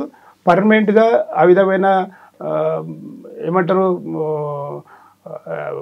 ఒక విధంగా స్టాపేజ్ అనేది ఉండాలి. అది లేకుండా ఉంది కాబట్టి కొద్దిగా ఇబ్బందిగా ఉంది. సార్ మీరు చెప్తున్నట్టు గతంలో ఏసీబీ కేసు అయిందంటే గవర్నమెంట్ ఎంప్లాయీకి ఇంకా ఆల్మోస్ట్ డిపార్ట్మెంట్ బయటకు వచ్చినట్లే, ఉద్యోగం పోయినట్లే ఉండేది. మీరు చెప్తున్నట్టుగా డిపిసి కూర్చున్నప్పుడు ఏసీబీ ఉందంటే సీనియర్ తగ్గించుకుంటే ప్రమోషన్ వచ్చేకం, అది ఆ సెక్టర్ అయిపోయింది. ఇప్పుడు ఏసీబీ కేసు ఉంది, అరెస్ట్ అయ్యాడు, అక్విటల్ అయింది, కోర్టు జడ్జిమెంట్ చూపించి పొలిటికల్ ఇన్ఫ్లుయెన్స్ ఉందంటే ఆయన తీసుకొచ్చి ముందు కూర్చోబెడుతున్నారు. అంటే దీనివల్ల ఏమవుతుందంటే సిస్టమ్ మీద నమ్మకం పోతుంది. ఒకటి ఏంటంటే పొలిటికల్ ఇన్ఫ్లుయెన్స్ అనేది we can't blame politicians, because ఇది వచ్చిందంటే ఇప్పుడు నేను చెప్పినట్టు వీటిని కర్టైల్ చేయాలంటే ఆఫీసర్స్ చేయాలి. పొలిటీషియన్స్ వచ్చి కోర్టులో సపోజ్ ఒక అతను ఇప్పుడు దీనికి ఒక మ్యాండేటరీ పీరియడ్ అని ఉంది. సపోజ్ ఒక్కొక్క స్టేజ్లో ఒక ఎస్ఐ ఉన్నారు అనుకోండి, ఎస్ఐ టు సిఐ కావాలంటే 6 years mandatory period, he has to work in the same cadre అనేది ఉంది. అట్లే ప్రతి స్టేజ్లో ఉంటుంది. సిఐ టు డిఎస్పీ కావాలంటే ఇంత. అయితే సపోజ్ ఒక వ్యక్తి ఎస్ఐగానే ట్రాప్ అయ్యాడు అనుకోండి, తర్వాత ఒక 15-20 years తర్వాత అది కేసు అక్విటల్ అయింది అనుకోండి. అయితే ఈయన ఏం చేస్తుండు, అదంతా సీనియారిటీని ఒకటేసారి క్లెయిమ్ చేస్తుండు. ఈ ఎస్ఐ నుంచి సిఐ టు డిఎస్పీ అవన్నీ తీసుకుంటూ ఆయనకు ప్రజెంట్ స్టేజ్, ఆయన ఒక బ్యాచ్మేట్ ప్రజెంట్ స్టేజ్లో ఏ స్టేజ్లో ఉన్నాడో ఆ స్టేజ్కి వచ్చేస్తున్నాడు. అంటే 6 monthsకు 3 monthsకు ఒక ప్రమోషన్ తీసుకొని వస్తుండు. అదే సార్, ఆ విధంగా చేయడం వల్ల this you has to the government అంటే the concerned senior department concerned officer he has to go for the appeal or curtail these certain things legally. దానికి కావాల్సింది మ్యాండేటరీ పీరియడ్ ఉంది కదా. అయితే దీన్ని ఇండివిజువల్గా ఎవరు పోయి సుప్రీంకోర్టు హైకోర్టు పోయి అప్రోచ్ కారు లీగల్గా, ఎందుకంటే ఇండివిజువల్ పోవాలంటే చాలా ఇబ్బంది, అవి ఎంతో అది ఉంటుంది. కాకపోతే గవర్నమెంట్గా వీళ్ళు ఫైట్ చేసి దీన్ని ఇక్కడనే కట్టేయాలి. ఎందుకంటే సుప్రీంకోర్టు జడ్జిమెంట్ కూడా ఉంది, ఏంటంటే ప్రతి స్టేజ్లో వాళ్ళు చేయాలని పోలీస్ మాన్యువల్ కూడా ఉంది. ఇప్పుడు ఒక ఎస్ఐ డైరెక్ట్ పోయి ఒక ఎస్పీగా అయ్యాడు అనుకోండి, ఆ కరెక్ట్ స్టేజ్గా ఈ కేసు అక్విటల్ అయ్యే వరకు ఆయన ఓ 20-25 years అయింది. ఆ స్టేజ్కు వాళ్ళ సేమ్ కొలీగ్స్, వాళ్ళ సేమ్ బ్యాచ్మేట్స్ ఎస్పీ అయ్యాడు అనుకోండి. ఈయన ఎస్ఐ నుంచి చక్కగా ఎస్పీ అయితే ఆయనకి ఏమి ఇవన్నీ తెలుస్తుంది? అదే ఆ పనిష్మెంట్ తెలియట్లేదు కదా, పనిష్మెంట్ తెలియదు, ఈవెన్ సిఐ డ్యూటీస్ తెలియదు, డిఎస్పీ డ్యూటీస్ తెలియదు, అడిషనల్ డ్యూటీస్ తెలియదు, ఏం తెలియకుండా డైరెక్ట్ వస్తాయి. అంటే ఇది కైలాసపట్నం నిచ్చెనెక్కినట్టు వైకుంఠపాలెంలో అది చాలా. అదే సార్, ఇప్పుడు ఆ విధంగా ఉండబట్టి ఇటీవల కాలంలో ఏసీబీకి దొరికిన వాళ్ళే దొరుకుతున్నారు. ఇప్పుడు దొరికిన వాళ్ళు దొరుకుతున్నారు, దొరికిన కూడా ఏం కాదు. ప్రజల లోపల 2 సార్లు పట్టుబడ్డాను కూడా ఏమైతుంది అండి అంటే, ఏదో కొద్దిగా డబ్బులు ఖర్చు పెట్టుకొని కోర్టుకు పోయి టెక్నికల్, ఇప్పుడు బీయింగ్ అడ్వకేట్ నేను చెప్తాను, టెక్నికల్ ఏదో కొన్ని ల్యాబ్సెస్ ఉంటుంది, ఇన్వెస్టిగేషన్ ల్యాబ్సెస్, దాని ద్వారా డెఫినెట్గా అక్విటల్ అవుతుంది. Very rarest of the rare cases technical issues ఉంటాయండి. సార్, ఏసీబీకి వెళ్ళక ముందు మనం ఒకసారి సిడీలోనే మీకు 10 సంవత్సరాల్లో మీకు బాగా గుర్తుండిపోయిన ఒక కేసు చెప్పండి, సెన్సేషనల్ కేసు ఏదైనా. సెన్సేషనల్ కేసు అంటే నేను చేసిన కేసులు అన్నీ మ్యాక్సిమం, నేను చేసిన కేసులు మాత్రం అన్ని సెన్సేషన్లే. దాంట్లో మీకు చెప్పాను కదా, ఇది మరీ అంటే నాకు ఇంట్రెస్టెడ్గా సాటిస్ఫాక్షన్ ఉన్నది ఒకటి, స్కాలర్షిప్ స్కామ్ అయింది. ఎన్టీఆర్ గారు ముఖ్యమంత్రి ఉన్నప్పుడు జరిగినది స్కాము, దాన్ని అట్లే పెండింగ్ పెట్టారు. అంటే ఏదో సమ్ వేరియస్ రీజన్స్, లేకపోతే అందరూ నెగ్లిజెన్స్ తోటి ఏదో నియర్లీ ఒక 12 ఇన్స్పెక్టర్స్ ఇన్వెస్టిగేషన్ ఆఫీసర్స్, అంటే at the cadre of DSPs, ఎప్పుడు 95 నుంచి కౌంట్ చేస్తే, 95-96 నుంచి కౌంట్ చేస్తే 2006 వరకు అట్లా పెండింగ్ పెట్టారు. అది ఎస్సీ వెరీ ఆక్వర్డ్ పొజిషన్ ఉంటుంది. అప్పుడు గిరీష్ కుమార్ గారు చూసి ఏదో సందర్భంలో వచ్చింది పెండింగ్, ఇదేంది ఇంత మరి వర్స్ట్ సిచ్యువేషన్ ఉందని గిరీష్ కుమార్ గారు సిఐడి అడిషనల్ డీజీ ఉండేది. ఆయన ఎవరు బెస్ట్ ఆఫీసరు ఎవరున్నారు, దీన్ని ఎట్లయినా ఇది ఛార్జ్షీట్ చేయాలి అన్న అంటే, అప్పుడు నా పేరు సైట్ చేస్తే చూపించాను. నేను వితిన్ 6 months లోపల దాన్ని అన్నీ మళ్ళీ రీఇన్వెస్టిగేషన్ చేసి మొత్తం నియర్లీ ఒక 6-7 బీర్వాస్, అల్మిరాస్ మొత్తం రికార్డ్స్ అన్నీ సీజ్ చేసి ప్రీవియస్ రికార్డ్స్ అన్నీ తీసుకొని దానిలో రిటైర్డ్ ఆల్మోస్ట్ ఆల్ అందరు రిటైర్ అయ్యింది. దానిలో సోషల్ వెల్ఫేర్ ఆఫీసర్స్ అందరిని తీసుకొస్తే పాపం వాళ్ళందరూ కూడా ఆ పరిస్థితి ఏంది, వాళ్ళు వచ్చే సంతకాలు అంటే ఎఫ్ఎస్ఎల్ పంపడానికి వాళ్ళ సిగ్నేచర్స్ అన్ని వెరిఫై అయితే ఎవరిది కంపేర్ కాదు. ఎందుకంటే అంతా షేక్ అవుతున్నారు, అంతా 65-70 ఆ ఏజ్లో ఉన్నారు. విధి లేని పరిస్థితులు అన్ని చేయాల్సి వచ్చింది. ఛార్జ్షీట్ వేసాము, అందులో కన్విక్షన్ వచ్చిందండి. కన్విక్షన్ తర్వాత అంటే ఇప్పుడు వచ్చినది ఇదే చెప్పాను కదా మీకు, ఇంత కొన్ని టెక్నికల్ ఎర్రర్స్ ఉంటుంది. అంటే ఇప్పుడు 94-95 ఇప్పుడు దీంట్లో చెప్పాను, ఇప్పుడు వచ్చిన వాళ్ళ సిగ్నేచర్ నేను తీసుకుంటే అవి మ్యాచ్ కావు, ఆటోమేటిక్ కావు. అదే కొన్ని ల్యాప్స్ ఉంటాయి, దానివల్ల అది సంభవం ఏదో అయింది. అది మేమైతే స్పెషల్ కోర్ట్ ఫామ్ చేసి గవర్నమెంట్ ద్వారా మేము ఇది డీజీ గారు వాళ్ళందరూ రిప్రజెంట్ చేసి గవర్నమెంట్ ద్వారా స్పెషల్ కోర్ట్ ఫామ్ చేసి స్పెషల్ పీపీని అపాయింట్ చేయించి ఆ కేసుని అయితే మేము ఛార్జ్షీట్ చేసాం. ఓకే సార్, గిరీష్ కుమార్ గారు దీంట్లో కేసు చెప్పారు. అదేవిధంగా మీరు కృష్ణరాజు గారు పనిచేశారు, ఆయన అవుట్ స్టాండింగ్ ఆఫీసర్. ఆయన దగ్గర పనిచేసిన టైంలో మంచి కేసు చెప్పండి. ఆయన టైంలో చేసింది మంచి అంటే రిమార్కబుల్ కేసు అంటే ఇది మన మార్గదర్శి ఫైనాన్స్ది చాలా మంచి చేసాము. దాన్ని కూడా అది ఆర్బీఐ యాక్ట్ ప్రకారము చేయాల్సి వచ్చింది. దాన్ని కూడా ఆ టైంలో మేము దగ్గర 35 lakhs డాక్యుమెంట్స్ సీజ్ చేసాము. ఒక 4-5 రోజులు కూర్చొని అన్నీ సీజ్ చేసి వాటి హెక్టిక్ లెబోరియస్ వర్క్ అది. దాని జిరాక్సులు తీయడానికి అక్కడ 2-3 నెలలు పట్టింది. సార్ ఆ కేసు జరుగుతున్న టైంలో మీకు ఒక వ్యక్తి ఫోన్ చేసి మీకో మీ బాస్కో ఆర్ఎఫ్సీలో కూడా రైడ్ చేయమంటే చేయనన్నారు కదా, కేవలం మార్గదర్శి వరకే చూస్తాను, ఆర్ఎఫ్సీ మాకు సంబంధం కదా. అది ఐ డోంట్ నో, ఎందుకంటే అది నాకైతే వర్క్ చేయలేదు, బాస్ చేశారో నాకు తెలియదు. కాకపోతే ఆయన ఏమని ఉంటే ఈ was very straight forward officer. మేము ఆయన నేను గురువుగా భావిస్తాను. ఎందుకంటే ఆయన కూడా చెప్పేవాడు అంతే, ఒకటే మాట చెప్పేవాడంటే నీ చేతిలో ఫైల్ ఉన్నంత కాలము నువ్వు ఎవరికి భయపడకు, నీకుండా నువ్వు చేయాల్సిన పని నువ్వు చెయ్యి. నీ చేతిలో ఫైల్ లేనప్పుడు, నీ చేతిలో థింగ్స్ లేనప్పుడు యు ఆర్ నాట్ ఇది almighty to see everything. అవసరం లేదు, మన పని మన డ్యూటీ అయింది, మన చేతిలో ఫైల్ అయితే మన దానికి న్యాయం చేయాలి, వేరే గురించి ఆలోచించవద్దని. అదే పద్ధతి మేము వెళ్ళాము. ఆ సార్ కూడా అటువంటి ఏది ఆయనే కాదు, మీరు చెప్తున్నారు కదా ఇప్పుడు ఎవరో ఫోన్ చేశారో, ఆయన కాదు, వాళ్ళ ఓన్ ఫాదర్ కానీ వైఫ్ కానీ ఎవరు చెప్పినా ఆయన కూడా నథింగ్ డూయింగ్. సార్ ఆయన టైంలోనే సత్యం రామలింగరాజు కేసు అవన్నీ ఇప్పుడు now this matters are sub judice already. Sir ఇప్పుడు సిఐడిలో మంచి కేసులు వచ్చేవండి, ఒక civil matter white colour reference కాకుండా క్రిమినల్ కేసులు కూడా. ఆ విధంగా క్రిమినల్ కేసులో మీకు బాగా గుర్తిరిపోయింది ఉందా, అరెస్ట్ చేసామనేది? ఎప్పటి నుంచో అబ్స్కాండింగ్ ఉంటాడు, సిఐడికి వెళ్తుంది, సిఐడికి వచ్చాక అరెస్ట్ చేసిన కేసులు చేసాం, చాలా కేసులు చేశాను. దాంట్లో ముఖ్యంగా ఒకటి పాల్ రిఫైనరీ అని ఒకటి, ఈ గ్యాస్ కేసు గ్లోబలైజేషన్ గురించి పివి నరసింహరావు గారు ప్రైమ్ మినిస్టర్ ఉన్నప్పుడు గ్లోబలైజేషన్ గురించి చేశాడు. దాని ద్వారా ఏం చేద్దంటే చాలా మందికి ఈ మనకైతే గ్యాస్ రిఫైనరీ వాటి ఉంది కదా, ఇప్పుడు మనం ఎల్పిజి గ్యాస్ ఆ టైప్లో పాల్ గ్యాస్ అని ఒకటి ప్రైవేట్ వాళ్ళు పెట్టుకొని దాంట్లో అందరు డీలర్స్ అపాయింట్ చేశాడు స్టేట్ వైడ్ మొత్తము, కంబైన్డ్ స్టేట్లో చేసి some nearly 9 crores rupees collect చేశాడు. చేసి one fine morning he has jumped from this thing. అప్పుడు ఎంతమంది విక్టిమైజ్ అయ్యారు చాలామంది, ఎందుకంటే ప్రతి జిల్లాకు ప్రతి పెద్ద తాలూకాకు ఒక డీలర్ ఉండేది. ఆ టైంలో వాళ్ళు ఒకరొకరు 3 to 5 lakhs ఇన్వెస్ట్ చేసి ఇచ్చారు. ఇవన్నీ లాస్ అయింది. దాంట్లో చాలా ఏమంటారు ఇన్డెప్త్ ఇన్వెస్టిగేషన్ చేశాను. నేను ఆల్ ఓవర్ ఇండియా తిరిగాను. నాకు తెలిసి పెద్ద పోర్టు కూడా తిరిగాను, ఏది పారదీప్ పోర్టు కానీ ఈ కాకినాడ పోర్ట్ దొరికాడు. దాంట్లో కొంతమంది పోతే నేను ఈవెన్ కొంతమంది అబ్స్కాండింగ్ అయితే ఒకటే రోజు మొత్తం బాంబే ఇంకో వేరే స్టేట్స్ తిరిగి 9 NBWs ఉంటే ఒకటే రోజు జస్ట్ మాకు సిఐడిలో తక్కువ స్టాఫ్ ఉండేది, ఒక ఎస్ఐ ఒక హెడ్ కానిస్టేబుల్ మేము నలుగురు పోయి 9 NBWs ఎగ్జిక్యూట్ చేసాం.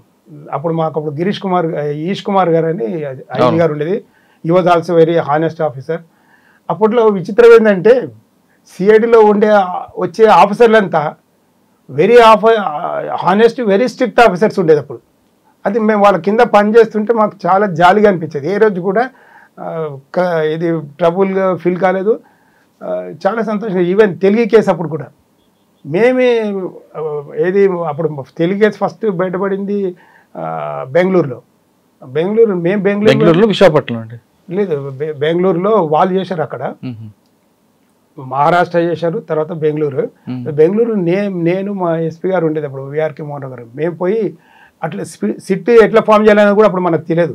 మేము అక్కడ పోయి స్టడీ చేసి సిట్ ఏ విధంగా ఫామ్ చేయాలన్నది లీగల్గా తీసుకొచ్చి మేము ఇక్కడ పంపించి సిట్ ఫామ్ చేసినప్పుడు అప్పుడు సిట్ మెయిన్ హెడ్గా కృష్ణరాజు గారు ఉన్నారు.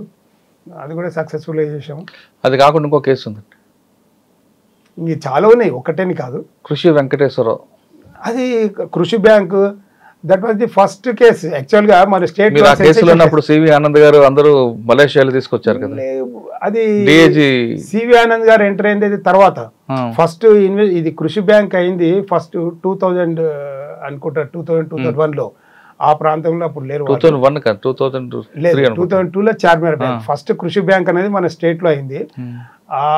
సెన్సేషనల్. ఆ టైంలో 30 crores ఫ్రాడ్ అంటే మామూలు మాట కాదు. అప్పుడు ఫస్ట్ ఆఫ్ ఇట్స్ కైండ్, ఇంతవరకు ఎప్పుడు కాలేదు. దాని I played very pivotal role in that. అది మెయిన్. అప్పుడు దేశం నుంచి పాడిపోయారు కదండి, అప్పుడు వెళ్ళిపోయాడు ఆయన, కొసరాజు వెంకటేశ్వరరావు గారు. అప్పుడు ఇక్కడ నుంచి అబ్స్కాండ్ అయిపోయి వెళ్ళిపోయిన తర్వాత ఒక 3-4 ఇయర్స్ తర్వాత అతను ఏది బ్యాంకాక్లో అని తెలిసింది. అప్పటికే మేమంతా ఇవన్నీ ప్రాసెస్ చేసినాం, రెడ్ కార్నర్ నోటీస్ ఇవన్నీ ప్రాసెస్ చేసినాము. చేసిన తర్వాత 2004లో ఇక్కడ నుంచి ఒక టీం పోవాలని చెప్పి కాన్స్టిట్యూట్ చేశారు. అప్పుడు సివి ఆనంద్ గారు అప్పుడు డిఐజీ సిఐడిలో ఉండేది. సో ఆ సారు వాళ్ళ లీడర్షిప్లో పోవాలని పెట్టింది. తర్వాత ఒక బ్యాంకాక్ వెళ్ళి వాడు తీసుకొని రావడం జరిగింది, ఎక్స్ట్రాడిషన్. అప్పుడు అది కరెక్టే. కాకపోతే ఏంటంటే అది that is the after filing charge sheet, అదే ఫైనల్ స్టేజ్. అదేంటంటే ఏమంటారు, ఆక్షన్ జరిగింది, లీగల్ ఆక్షన్ జరిగి అవన్నీ అయిన తర్వాత అప్పుడు ఆ స్టేజ్ అది that was the advance stage. Okay sir, CID తర్వాత నెక్స్ట్ డిఎస్పీ ప్రమోషన్ అక్కడేనా మీకు? లేదు, నేను ఏసీబీ వెళ్ళాను అక్కడ నుంచి, సిఐడి నుంచి.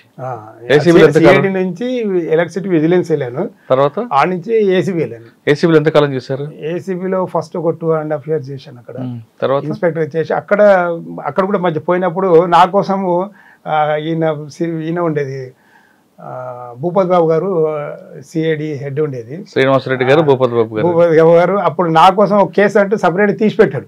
Liquor case? లేదు, ఇది రహేజా కేసు. అది అప్పుడు సెన్సేషన్. అయితే నేను కొత్త వెళ్ళినప్పుడు అందరూ అదే అన్నారు, శ్రీనివాస్ అంటే ఎవరు అనుకో మీరా అంటే ఏంటంటే ఎందుకు అని నేను అడిగాను. అడిగితే సార్ మీకోసం సపరేట్ ఒక కేసు పెట్టాడు, is coming look after that case అన్నాడు. ఏందని చూస్తే ఇది రహేజా కేసు, అప్పుడు చాలా పెద్ద కేసు అది. దాన్ని నేను 6 months లోపల దాన్ని ఫైనలైజ్ చేశాను. దాంట్లో సీనియర్ ఐఏఎస్ ఆఫీసర్లు వాళ్ళు ఉండేది. అయినా అది కూడా ఒకటి very satisfactory case.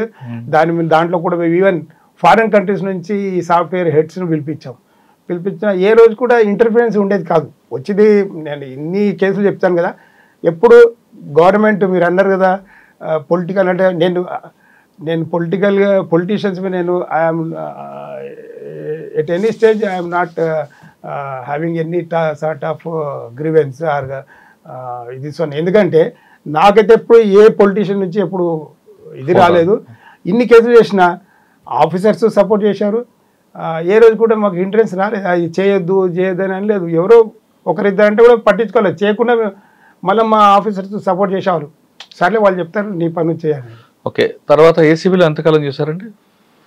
First term 2.5 years చేశాను. తర్వాత మళ్ళీ సిటీ ప్రమోషన్ వచ్చిన తర్వాత సిటీ ఎస్బీలో వచ్చాను. అక్కడ కూడా మన సెన్సేషనల్గా చేసాం, సిసిఎస్ మొత్తం క్లీనప్ చేసాం. సిసిఎస్లో చాలా కరప్షన్ ఉండేది అప్పుడు. ఉంటే మహేందర్ రెడ్డి సార్ అప్పుడు మా కమిషనర్ ఉండేది కొత్తగా, సార్ 14లో, నేను 14లో అప్పుడు ప్రమోషన్ పోయినాము. సార్ దీన్ని క్లీనప్ చేయాలి మొత్తం అని చెప్పారు. అప్పుడు అక్కడ కూడా ఏ విధమైన మిస్చీఫ్ జరుగుతుంటే అవన్నీ ఎంక్వైరీలు చేసి వాటిపై ఎంక్వైరీలు చేసి వాళ్ళు చాలామంది సస్పెండ్ కూడా చేసిన తర్వాత సెట్ అయింది. మా ఎస్బీని కూడా అంత కరప్షన్ చాలా ఉండేది అప్పుడు, దాన్ని కూడా కరప్షన్ ఫ్రీ చేసాం చాలా మటుకు. అది సాటిస్ఫాక్షన్ ఉంది. అక్కడ కూడా పెద్ద వాళ్ళ మీద ఎంక్వైరీలు చేశాము. సో ఆ నుంచి మళ్ళీ చారు సిన్హా మేడం డైరెక్టర్గా ఉండేది ఏసీబీలో. తను మేడం చెప్పారు, you are not fit person to work there, నువ్వు ఇక్కడైతే ఉండాల్సినోడు అక్కడ ఎందుకున్నావు ఇక్కడ రా అని చెప్పేసి she made efforts and called me to ACB again. DSP ACB ఎంతకాలం చేశారండి? ఏసీబీలో మళ్ళీ అగైన్ 8 to 9 years చేశాను. అబ్బో సార్, 9 yearsలో మీకు బాగా గుర్తుపోయిన ఒక ట్రాప్ కేసు, ఒక డిఏ కేసు చెప్పండి. ఒకటి సర్ప్రైజ్ చెకప్. నేను ఫ్రాంక్గా చెప్పాలంటే I'm against for trap cases. Because అంటే ట్రాప్ కేసులు డెఫినెట్గా ఒక కంప్లైంట్ కాల్ చేస్తే మనం పోయి చేసేది, నథింగ్ ఈజ్ గ్రేట్నెస్ దేర్. అది ఎవరైనా చేస్తారు. ఈవెన్ నా ప్లేస్లో మీరున్నా ఆ పని చేయాలి. అందులోనే కన్విక్షన్ వస్తుంది కదా. కన్విక్షన్ వచ్చేది ఇంపార్టెంట్ కాదు కదా. మనకు కావాల్సింది అంటే, నా ఉద్దేశం ఏంటంటే పబ్లిక్ మంచి సిగ్నల్, ఏది సొసైటీలో కరెక్ట్ సిగ్నల్ పంపాలి. కరప్షన్ అనేది we cannot eradicate corruption, we can prevent the corruption, we can curtail the corruption. అందుకనే దాన్ని ప్రివెన్షన్ ఆఫ్ కరప్షన్ యాక్ట్ అంటారు కానీ not eradication of PC act. PC act అంటే ప్రివెన్షన్ ఆఫ్ కరప్షన్ అంటే కొంతవరకు మనం ప్రివెంట్ చేయగలుగుతాం ఒక తప్పు చేసేవాడిని చేయకుండా చూస్తుంది. కాబట్టి నువ్వు చేయాలంటే ఏం చేయాలి ఫస్ట్ అంటే నా వ్యూ చెప్తున్నాను. అఫ్ కోర్స్ అది ఉండొచ్చు సిస్టంలో, నేను I don't find fault any system or thing. So నా వ్యూ మీరు అడుగుతున్నారని చెప్తున్నాను.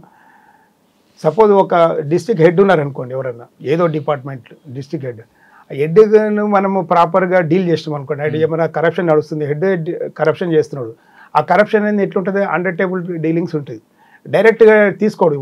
ఒక హెడ్ ఆఫ్ ది డిపార్ట్మెంట్ అయ్యారు సపోజ్ ఒక అగ్రికల్చర్ ఆఫీసర్ ఉంటాడు అని తనకు డైరెక్ట్ ఎందుకు తీసుకుంటాడు, అంత డైరెక్ట్ పబ్లిక్ రిలేషన్షిప్ ఉండదు, కింది వాళ్ళతో ఉంటుంది. అయితే కింది వాళ్ళ ద్వారా కరప్షన్ చేపిస్తుంటాడు. చేసుకొని అఫ్ కోర్స్ ఇది ఉంటుంది, ఏదైనా ఏదో గవర్నమెంట్ ఫండ్స్ ఉంటాయి, ఫండ్స్లో కూడా మిస్అప్రోప్రియేషన్ జరుగుతుంది. అటువంటి మనం ఏం చేయాలి, దాన్ని డిస్ప్రపోర్షన్ అసెట్ కేసులు చూడాలి, ఇల్లీగల్ అసెట్స్ ఏమైనా ఉన్నాయా చూసి అటువంటి వారిని మనం కంట్రోల్ చేసినాం అనుకోండి, ట్రాప్ ఇది డిఏ కేసు చేసినాం అనుకోండి, ఆటోమేటిక్గా ఆయన కింద వాళ్ళంతా సెట్ అవుతారు. మా బాస్నే చేసినప్పుడు మాకేంది మమ్మల్ని లెక్క చేస్తారా అన్నట్టు. కానీ అది ఇచ్చిపెట్టి మనం చిన్న క్లర్కో లేకపోతే అవుట్ సోర్సింగ్ ఎంప్లాయీను పట్టుకున్నాం అనుకోండి, it will not give proper result. Even of course అంత పూర్తి కాకుండా ఎఫెక్టెడ్ పార్టీకి విక్టిమ్కు సాటిస్ఫై చేయవచ్చు. మనం పబ్లిక్ లోపల కొంతమందికి ఏదో ఫియర్ ఆఫ్ కాంప్లెక్షన్ క్రియేట్ చేయొచ్చు, కానీ ఒకటి ది సేమ్ టైం మనకు క్రిటిసిజం కూడా వస్తుంది, చిన్న చిన్న వాళ్ళని పట్టుకుంటారు, పెద్దవాళ్ళని వదిలేస్తున్నారు. అంటే మీరు ఏసీబీలో fish corruption, goat corruption, buffalo corruption 3 ఉంటాయి. ఫిష్ కరప్షన్ని వద్దు అంటారు మీరు? వద్దని అనదు, కాకపోతే మనము ఏదైతే దాన్ని ఎంతైతే గ్రేవ్ నేచర్ చూస్తున్నామో చూడాల్సిందని అంత గ్రేవ్ నేచర్ చూస్తలేము. అది ఇప్పుడు ఎట్ ది సేమ్ టైం మనం వదలమని అంటలేను నేను. వాడిని ఎలాగైతే తప్పు చేసిన వాడు ఎవడైనా సరే, చిన్న తప్పు చేసినా, ఇప్పుడు ₹1 తీసుకున్న దొంగనే, ₹1,00,000 తీసుకున్న దొంగనే, ₹1,00,00,000 తీసుకున్న వీటికన్నా వాళ్ళకి ఎక్కువ ప్రయారిటీ. కాకపోతే నేనది ఫోకస్ ఎక్కువ. ఇప్పుడు చూడు, మాకు ఏసీబీలో ఉండే రిసోర్సెస్ తక్కువ, దాన్ని ఆ రిసోర్సెస్ను చిన్న వాటికి వేస్ట్ చేయొద్దు. అసలైన దాన్ని ఇక్కడ మనం యూజ్ చేస్తే ఇప్పుడు వర్క్ బర్డెన్ తగ్గుతుంది, అసలు ఫోకస్ చేసి దాన్ని. కరెక్టే సార్, మీరు చెప్పింది ఐడియా బాగుంది, కానీ డిఏ కేసుల్లో ప్రూవ్ చేయడం అనేది తలకు మించిన ప్రాణం. ఏం కాదు, అది దట్ ఈస్ రాంగ్. ఎందుకంటే డాక్యుమెంటేషన్ చేయాలి, అదే కదా, that is what for we're being paid. ఇప్పుడు మనకేందంటే ఈజీ అయిందో అది చూసుకుంటున్నాం, అది తప్పు. ఇప్పుడు ట్రాప్ కేసు ఉంది అనుకోండి, ట్రాప్ కేసు 90% ఇన్వెస్టిగేషన్ ఆ ఒక్క రోజులో అయిపోతుంది. అట్లని చెప్పి అది ఈజీగా చేసేసుకుందాము. అదే ఇప్పుడు అయితే నువ్వు చేసినా చేయకుండా ఆడియో వీడియో రికార్డింగ్స్ అవి ఉంటుంది, మీడియాటర్స్ చెప్తారు, అది దట్ ఈస్ నాట్ గ్రేట్. ఇప్పుడు మీకు ఇదే కేసు డిఏ కేసునే ప్రూవ్ చేయాలి, అప్పుడే మనకున్న ఒక స్ట్రెంగ్త్ బయటపడుతుంది. At the same time right signals పోతుంది సొసైటీలో. మీ సర్వీస్లో డిఏ కేసులు ఎన్ని కన్విషన్స్ ఉంటాయి? అవి ఇంకా ట్రయల్కి రాలేదు. నేను చేసినాను కానీ అవి ఇంకా ట్రయల్ రాలేదు. ఎందుకంటే ఒక కేసు ట్రయల్ రావాలంటే మినిమం ఇప్పుడున్న స్టేజ్ లోపల కనీసం ఒక 10 years పడుతుంది. మినిమం ఒక 10 years పడుతుంది. ఓకే సార్, మీరు చేసిన ఏసీబీ కేసుల్లో ఒక ట్రాప్ కేసు ఒకటి, డిఏ కేసు చెప్పండి. ఈ తరహా కూడా చేస్తారా అన్న ట్రాప్ కేసు కూడా కొంతమంది రకరకాలు చేస్తుంటారు, మీకు తెలుసు. జనరల్గా డబ్బులు తీసుకోవడం ఒకటే కాకుండా ఇంకా వేరేగా, అంటే కరప్షన్ అంటే డబ్బులు తీసుకోవడమే కాదు, గిఫ్ట్లు తీసుకోవచ్చు, నా ఇన్ఫ్లుయెన్స్ వాడుకొని డబ్బులు ఇంకో బెనిఫిట్స్ చేయొచ్చు, ఇవన్నీ కూడా కరప్షన్కి వస్తాయి కదా. అంటే కరప్షన్ అంటే కరప్షన్ అంటే అదే మీ సర్వీస్లో బాగా గుర్తుండిపోయింది చెప్పండి. చేయాల్సిన పనిని అంటే రైట్లీ చేయాల్సిన పని చేయకుండా ఉంటే కూడా కరప్షనే. డిజానెస్ట్ ఇంటెన్షన్తో చేసే పని కూడా కరప్షనే. ఇన్ టైంలో చేయకపోవడం కరప్షన్. ప్రతిదీ ఇప్పుడు మిస్యూజ్ చేయడం కరప్షనే. ఈవెన్ ఏమంటారు, మీరు వేరే వాళ్ళకు మీరు చేయాల్సిన పని చేయకుండా వేరే వాళ్ళతోటి తప్పుగా చేయించేది కూడా కరప్షనే. Corruption definition is very vast. ఇక ఆ విధంగా చూస్తే నాకు తెలిసి చాలామంది అదే ఉంటుంది. కాకపోతే ఏంటంటే బాగా గుర్తుండిపోయిన కేసు చెప్పండి. అంటే ఇంత ఈ రకంగా కూడా చేస్తారా? నాకున్న సర్వీసులో లేదండి. అంటే మీకు ఒక ఎగ్జాంపుల్ చెప్తా. గతంలో కరప్షన్ చేసిన వ్యక్తి ట్రైన్లో మూవ్ చేయడం, ఎందుకంటే ఏసీబీ వాళ్ళు రారు కదా అని ట్రైన్లో తీసుకోవడం. కొన్ని అంటే they feel that this is a prohibited area, అక్కడ వీళ్ళు రాలేరు, ఏసీబీ వాళ్ళు రాలేరు. సపోజ్ చూడండి అసెంబ్లీ ఉంది, ఇది సెక్రటరియట్ ఉంది, కోర్టు ఉంది, at the same time assembly MLA quarters ఉన్నాయి. ఆ విధంగా కొన్ని ప్లేసెస్ ఉంటాయి, అక్కడ ఎంటర్ కావాలి అనే ధైర్యంతో కొందరు చేస్తూ ఉంటారు. అట్లా ఒక వ్యక్తి ఎమ్మెల్యే క్వార్టర్లో చేశాడు. ఎమ్మెల్యే క్వార్టర్లో అయితే మాకు ఇన్ఫర్మేషన్ వచ్చింది, కానీ కొద్దిగా అది చాలా సెన్సిటివ్ మ్యాటర్ కదా. ఎమ్మెల్యే క్వార్టర్లో వాచ్ పెట్టడము, పోయి ఇది చేయడము, క్వార్టర్స్ ఒక జనరల్ ప్రైవేట్ వ్యక్తులు ఉండడం పెద్ద సెన్సేషన్ అవుతుంది అది. కాబట్టి దాన్ని చూసి తర్వాత చేసే అతనికి అది హ్యాబిచుయేటెడ్ అయిపోయింది. ఎవరైనా సరే ఎక్కడ వస్తే ఇక్కడ రమ్మండి, ఇక్కడ రండి అంటే సేఫ్ ప్లేస్. ఇప్పుడు ఎన్నోసార్లు మాకు చెప్పాడు సార్ ఇన్నే తీసుకుంటాడు అని. ఇన్నే తీసుకుంటే ఎట్లా చేయాలి, అది పెద్ద సెన్సేషన్. దాన్ని ఎనీ తర్వాత కంప్లైంట్ కోఆపరేట్ మధ్య కాన్ఫరెన్స్లు తీసుకొని చేసినాం. తర్వాత వాడు అక్కడ నుంచి ఖాళీ చేసిన తర్వాత చేసినాం. ఉన్నప్పుడు చేస్తే అనవసరమైన మళ్ళీ బోట్లో వెళ్తారు, బోట్లో డ్రైవరు, డబ్బులు తీసుకునే వ్యక్తి, ఇచ్చే వ్యక్తి ముగ్గురే ఉంటారు అనేది ఆయన ప్లాన్. బోట్లోకి వెళ్ళిన తర్వాత చుట్టూ బయట అయితే ఏసీబీలు పట్టుకుంటారు, బోట్లో ముగ్గురే ఉంటారు. కొంత దూరం వెళ్ళాక డబ్బులు తీసుకుంటాడు ఆయన. No problem. ఇప్పుడు తీసుకొని అతను అక్కడనే బోట్ అనేది అక్కడనే మొత్తం లైఫ్ అంతా అక్కడ లీడ్ చేయడు కదా. ఇప్పుడు దీంట్లో ఏముంది అంటే ఇప్పుడు టెక్నాలజీ బాగా అడ్వాన్స్ అయింది. ఇప్పుడు మేము ఆడియో వీడియో రికార్డింగ్ చేస్తాం ప్రతి దాంట్లో. ఇప్పుడు కాదు, ఒక నెల రోజుల తర్వాతైనా సరే ఇప్పుడు తీసుకొని వెళ్ళిపోతాడు. అది ఆడియో వీడియో రికార్డింగ్ అవుతుంది ఆల్రెడీ. మేము ఇప్పుడు ఇంతమందికి ఎట్లుండేది అంటే audio video recording technology develop అయ్యాం, కానీ తీసుకున్నాడు. తీసుకున్న తర్వాత మధ్యలో ఎక్కడ దిగిపోతాడు ఆయన, ఏసీబీలు ఉండరు ఆ ప్లేస్ లో. No problem. కానీ తర్వాత మనం ప్రూవ్ చేసినప్పుడు ఫింగర్ ప్రింట్స్ ఫింగర్ ప్రింట్స్ అవసరం లేదా. ఇప్పుడు దీనికి ఎట్లుంటుందంటే ఇప్పుడు పీసీ యాక్ట్ లో ఒకటే లేదు సెక్షన్. ఇప్పుడు దాంట్లో ఏంటంటే డిమాండ్, యాక్సెప్టెన్స్ కొన్ని విషయాలు ఉంటుంది. అదే యాక్సెప్టెన్స్ అనేది మనం ప్రూవ్ అవుతుంది కదా తర్వాత. అది అప్పుడు రెడ్ హ్యాండెడ్గా దొరకకపోవచ్చు, తర్వాత దొరికినప్పుడు రికవరీ. కొంతమంది డబ్బులు తీసుకొని వెంటనే పారిపోతుంటారండి దొరకకుండా. అప్పుడు ఆ స్పాట్ లో ఉన్నప్పుడు పారిపోతుంటే ఎక్కువ మటుకు దొరుకుతారు అనుకోండి, 99% దొరుకుతారు. ఇన్ కేసు ఎస్కేప్ అయినా సరే no problem, already accepted evidence ఉంటుంది కదా. తర్వాత అయినా మనం ఆల్రెడీ ఎఫ్ఐఆర్ అవుతుంది, ఎఫ్ఐఆర్ అయ్యే చేస్తాం ఇవన్నీ చేసిన తర్వాత ఇవన్నీ రికార్డెడ్ ఎవిడెన్స్ ఉంటుంది. తర్వాత ఆల్సో వీ కెన్ అరెస్ట్. కొంతమంది పైనుంచి పడేస్తారు ఏసీబీలను చూసి, కొంతమంది నవిలి మింగేస్తుంటారు. చేస్తారు, అవన్నీ చేస్తే మనం టెక్నికల్ గా ఏ విధంగా చేయాలనో అదే. కొందరు మీరు అన్నట్టు ఇప్పుడు మనకు కావాల్సిందంటే దిస్ ఈజ్ ఓన్లీ ఇది ఫినాప్థలిన్ టెస్ట్ అనేది only that is corroborative evidence, not conclusive evidence. కొందరు తీసుకోవచ్చు, కొందరు కలర్ అంటొచ్చు, కొందరు అంటకుండా కూడా మీరు అన్నట్టు ఎంబడే పోయి వాచ్ చేసుకోవచ్చు.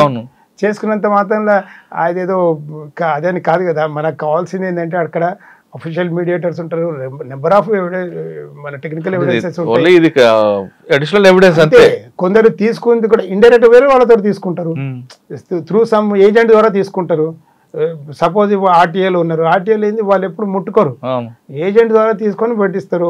వాళ్ళ ఒక ఏమంటారు హెంచమైన ఉంటారు. కేసు గుర్తుందండి మీకు? చాలా చేసాం. ఇప్పుడు ఎగ్జాంపుల్ చెప్తాను మీకు, జైరాబాద్ చెక్ పోస్ట్ దగ్గర ఉంది. జైరాబాద్ చెక్ పోస్ట్ లో జనరల్గా ఎప్పుడు మా వాళ్ళు చేసేవాది ఏంటంటే మ్యాక్సిమం చేసేది సర్ప్రైజ్ చెక్స్. మేము చేసినప్పుడు సర్ప్రైజ్ చెక్ చేయలేదు, ఎందుకంటే సర్ప్రైజ్ చెక్ చేస్తే ఏమవుతుంది, జనరల్గా అరెస్ట్ చేయరు.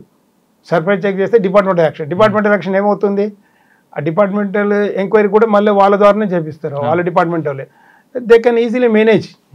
కాబట్టి అక్కడ ఇది ఉండదు. అయితే మేము ఏమేం చేసామంటే దాని అన్ని ఇది ఒక కంప్లైంట్ తీసుకొని, కంప్లైంట్ ద్వారా again we kept watch, surveillance పెట్టి మేము కాంఫైజ్ ఒక లారీలో పోయి డ్రెస్ మార్చుకొని లారీ క్లీనర్గానో డ్రైవర్ను పెట్టి మా వాళ్ళను వెంట పెట్టి వీళ్ళు పోయి ఆడ చెక్ పోస్ట్లో దిగినప్పుడు డబ్బులు ఇస్తుంటారు కదా.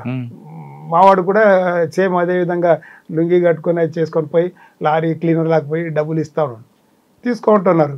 మరి వెహికల్ ఇన్స్పెక్టర్ ఏమో అక్కడ కూర్చున్నారు, ఆయన ఏం తెచ్చుకోరు, వాళ్ళ యొక్క ఏజెంట్లు తీసుకుంటారు. అందరూ వచ్చి ఇస్తా ఉన్నారు. దాంట్లో మేము పోయి పట్టుకున్నామని పట్టుకుని మా ముందల్ని పట్టుకొని మేము అది చేస్తే మా ముందల్ని మిగతా వాళ్ళు కూడా వచ్చి తీసుకోండి సార్ అని ఇస్తుండ్రు. లేలో సా పైసా అరే ఉनको పక్కడే అంటే నై సాబ్ అబ్ లేలో అని మాకు ఇస్తా ఉన్నారు. అంటే వాళ్ళకు దే హ్యావ్ హ్యాబిచుయేటెడ్, అందరికి ఇచ్చేది అది. ఆ విధంగా అలవాటైంది. దాన్ని తీసుకుని అప్పుడు వెహికల్ ఇన్స్పెక్టర్ ముట్టుకోకుండా సరే ఇప్పుడు ఒక ఆఫీసర్ ప్రెజెన్స్లో వాళ్ళు డైరెక్ట్గా కలెక్షన్ చేస్తారంటే రోల్ ఉంటుంది కదా, కానీ వీ కెన్ డ్రా ప్రిజంప్షన్. లేకుండా ఇట్లుంటుంది. మళ్ళీ డబ్బులు తీసుకుపోయి ఎవ్రీ 1 hour వాళ్ళు అక్కడ డెస్క్లో వేస్తూ ఉంటారు. మళ్ళీ ఆ మనీ రొటేట్ అవుతూనే ఉంటుంది, ఎక్కడ మీకు అక్యుములేట్ ఉండదు. చాలా టిపికల్ కేసు అవి. మేము అప్పటికి చేస్తే మన చుట్టుముట్టు వాచ్ ఉంటుంది వాళ్ళకి. మేము అప్పటికి మా వాళ్ళని కూడా పెట్టాము. అది అంటే వాళ్ళు ఎట్లుంటుంది అంటే మొత్తం ఒక 2-3 kilometers రేడియస్లో ఎవరు వచ్చేది ఎవరు పోయి ఈజీ కరవయ్యేటట్టు పెట్టుకుంటారు. అయితే ఆ టైంలో పెట్టుకున్నారు, కొందరు ఎస్కేప్ అయ్యారు, దొరికినారు. సార్ డిఏ కేసు బాగా గుర్తుందా మీకు ఏమైనా? డిఏ కేసులు ఉన్నాయి, ఇంకా సరే ఇవన్నీ సబ్జుడైజ్ కదా మనం చార్జ్ షీట్ వేసినా. ఓకే సార్, ఇప్పుడు ఏసీబీలో మీరు చాలా కాలం పనిచేస్తారు కాబట్టి ఇప్పుడున్న ఆఫీసర్లకి ఏసీబీ గురించి ఏం చెప్తారు? అదేవిధంగా పబ్లిక్కి మీరు ఇచ్చే మెసేజ్ ఏంటి ఏసీబీ మీద? ఇప్పుడున్న ఆఫీసర్లకు నేను చెప్పాను ఇంతకుముందు చెప్పినట్టు మీకు, వీళ్ళందరూ మెయిన్ ఫోకస్ చేసేది డిఏ కేసుల మీద బాగా ఫోకస్ చేయాలి. DA case is a very strenuous job. కాకపోతే ఏంటంటే అది చేసినామనుకోండి, ఇప్పుడు సపోజ్ కొందరు ఒక స్టేజ్కు బాగా సంపాదించుకుంటారు, ఇల్లీగల్గా మొత్తం ప్రాపర్టీస్ అమేజ్ చేసి పెట్టుకుంటారు. ఒక స్టేజ్ వచ్చిన తర్వాత వరకు ఆప్టిమల్ లెవెల్కి వచ్చేస్తారు, ఇంకా వాళ్ళకి అవసరం ఉండదు డబ్బు, ఎందుకులే అని చెప్పేసి మెల్లగా ఆ నుంచి సైడ్ లైన్లోకి వెళ్ళిపోతారు. వెళ్ళిపోయిన తర్వాత వాళ్ళు ఎంజాయ్ చేస్తూ ఉంటారు. అయితే పక్కన వాళ్ళు చూసే వాళ్ళు ఏమనుకుంటారు, వీడు సంపాదించిండు ఏం చేస్తున్నారు, సమాజంలో ఇట్లా ఉంది అంటే వీళ్ళు ఏసీబీ వాళ్ళంతా కొల్లుడైన ఒకటి రాంగ్ ఇదైపోతుండ్రు, వాడిని పట్టుకోకుండా వీళ్ళని పట్టుకుంటున్నారు అంటారు. కాబట్టి మనం ఏం చేయాలంటే మంచి సిగ్నల్ అంటే ఎవరైతే అంటే ఏసీబీలో అందరూ ఆఫీసర్లు చెప్పేది కూడా అదే ఏంటంటే you should identify right person, మంచి రైట్ పర్సన్. ఇది చాలా స్టెన్యూస్ జాబ్. ఒక కరప్ట్ ఆఫీసర్ని ఐడెంటిఫై చేసి వాళ్ళ మీద డిఏ కేసు చేయడం, చాలా సోర్స్ రిపోర్ట్ చేయడం చాలా కష్టమైన పని. మన వాళ్ళు చాలామంది ఏం చేస్తారంటే కష్టమైన పని ఎందుకని ఈజీగా పోతారు. ఈజీ సరే ట్రాప్ కేసులు వస్తాయి, వెనెవర్ యూ రిసీవ్ కంప్లైంట్ చేయండి. ఎట్ ది సేమ్ టైం అదేమో ఎప్పుడో ఒకసారి వస్తుంది. మీకు రొటీన్ జాబ్ వర్క్లో మాత్రం ఇది సోర్స్ రిపోర్ట్ తయారు చేయాలి. కానీ ఇందులో కన్విక్షన్ తక్కువ వస్తుంది కాబట్టి మీరు అంటే ఈజీ వెళ్తుంటారు కదా. కన్విక్షన్ గురించి అంత డీప్గా వీళ్ళు ఆలోచించారు. ఇప్పుడు ముందు జరిగేది ఏంది అనేది ఆలోచించారు. కాకపోతే మనము సిస్టమేటిక్ ఒక లీగల్ వేలో పోయినామనుకోండి 100% కన్విక్షన్ వస్తుంది. రాకపోవడానికి కారణం ఏమి ఉండదు టెక్నికల్. కానీ తెలుగు రాష్ట్రాల్లోని ఏసీబీ కన్నా లోకాయుక్త కర్ణాటకలో కానీ లేదు యూపీ మధ్యప్రదేశ్ లోకాయుక్తలో ఉన్న కన్విక్షన్ ఎక్కువ ఉంటుందండి. అక్కడ లోకాయుక్త అంటే అక్కడ ఏముందంటే ACB works under Lokayukta, ACB vigilance works under Lokayukta. ఇక్కడ ఏముందంటే ACB separate, Lokayukta separate, vigilance separate. కానీ అక్కడ కన్విక్షన్ వస్తుంది డిఏ కేసులో కూడా. అక్కడ కన్విక్షన్ వస్తుందంటే నా ఉద్దేశం ఏంటంటే ఒక అక్కడ ACB Lokayukta is headed by ఓ జ్యుడిషియల్ ఆఫీసర్. ఇక్కడ ఏది ఒక సీనియర్ పోలీస్ ఐపీఎస్ ఆఫీసర్ ఇక్కడ హెడ్ చేస్తారు. అయితే అక్కడ ఫోకస్ చేయడం అంటే అన్ని వింగ్స్ వాళ్ళ కంట్రోల్ ఉంటుంది కాబట్టి వాళ్ళు కొద్దిగా ఎక్కువ ఫోకస్ చేసి లీగల్గా కొద్దిగా ముందు పోయే ఛాన్స్ ఉంటుంది.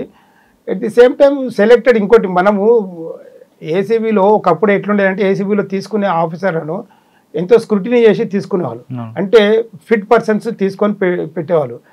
ఇప్పుడు నాకు తెలిసి ఇప్పుడు అంత ఆ విధమైన స్క్రూటినీ లేదు. అన్నట్లుగా ప్యాషన్ గా వచ్చిన వాళ్ళు తీసుకున్నారు, ఇప్పుడు పనిష్మెంట్ గా వచ్చిన తీసుకుంటున్నారు. పనిష్మెంట్ అని మనం అనడానికి లేదు. కాకపోతే ఏంటంటే ఇప్పుడున్న ఆఫీసర్లు అంత ప్యాషన్ గా చేయట్లేదు. ఇప్పుడు చెప్పాను కదా మీకు ఇంతకుముందుకు, ఎవరికో ఒక బ్యాడ్ రిమార్క్ ఉన్న ఏసీబీలో తీసుకునే వాళ్ళు కాదు. ఇంకోటి ఇన్వెస్టిగేషన్ లో వాళ్ళకు స్కిల్స్ ఉండాలి, అట్ ది సేమ్ టైం వాళ్ళకి ఇంట్రెస్ట్ కూడా ఉండాలి. ఫోర్స్ఫుల్ తీసుకునే వాళ్ళు కాదు, ఇంట్రెస్ట్, స్క్రీనింగ్, ఏది నో బ్యాడ్ రిప్యుటేషన్ అవన్నీ తీసుకునేవాళ్ళు. దాంతో ఏమవుతుందంటే ఇంట్రెస్ట్గా వచ్చినవాడు ఇంట్రెస్ట్గా చేస్తాడు పని. ఎవడో ఫోర్స్ఫుల్గా తీసుకొస్తే ఆలోచిస్తున్నాడు, టైం పాస్ లాగా పెట్టుకోవద్దు. అప్పుడు ఉండే ఏసీబీ రిప్యుటేషన్ వేరే, ఇప్పుడు ఉండే ఏసీబీ రిప్యుటేషన్. పబ్లిక్ ఏం చెప్తారు మీరు మెసేజ్? పబ్లిక్లో ఒకటి చెప్తాను చూడండి, మనం ఈజీగా పని కావాలని చూసుకోవడము వాళ్ళని కరప్షన్ అనేది ఎంకరేజ్ చేస్తున్నారు. ఆ ఈజీ పని కోసము మనం వాళ్ళు ఇప్పుడు ఏసీబీ లా చెప్పేది కూడా ఏంటంటే కరప్షన్ డిమాండ్ చేసేవాడు ఎంత ఏమంటారు నేరం చేస్తున్నాడు, ఇచ్చేవాడు కూడా అంతే నేరం కదా. సేమ్ కరప్షన్ ఆఫర్ చేసేవాడు కూడా అంతే. అంటే కరప్షన్ లంచం ఇవ్వడము నేరమే, తీసుకోవడము నేరమే. కాబట్టి మనం ఆఫర్ చేయడం కూడా పెద్ద నేరం. అది మనం ఏం చేస్తుంటే చాలా మంది నా పని అయిపోతే చాలు, నా పని అయిపోతే అయిపోయి ఎందుకు వచ్చింది గొడవ అని మనం పబ్లిక్ ఎంకరేజ్ చేస్తున్నారు. కాబట్టి సరే కొన్ని విషయాల్లో కష్టం ఉంటుంది. ఇప్పుడు నేను కూడా యాజ్ అ లేమ్యాన్గా కొన్నిసార్లు ట్రై చేసి చూసినాను. అయితే ఇబ్బంది అయితే ఉంటుంది. నేను డ్రైవింగ్ లైసెన్స్ తీసుకుంటప్పుడు నేను ఎక్కడ ఏసీబీ ఆఫీసర్ అని నేను చెప్పలేదు. నేను ఉన్నప్పుడు నేనే పోయి వెహికల్ తీసుకొని పోయి ఆడిపోతే వాడు అన్నాడు, సార్ వెహికల్ ఏది మీకు అన్నాడు. నా ఓన్ వెహికల్ లేదు అన్నాడు.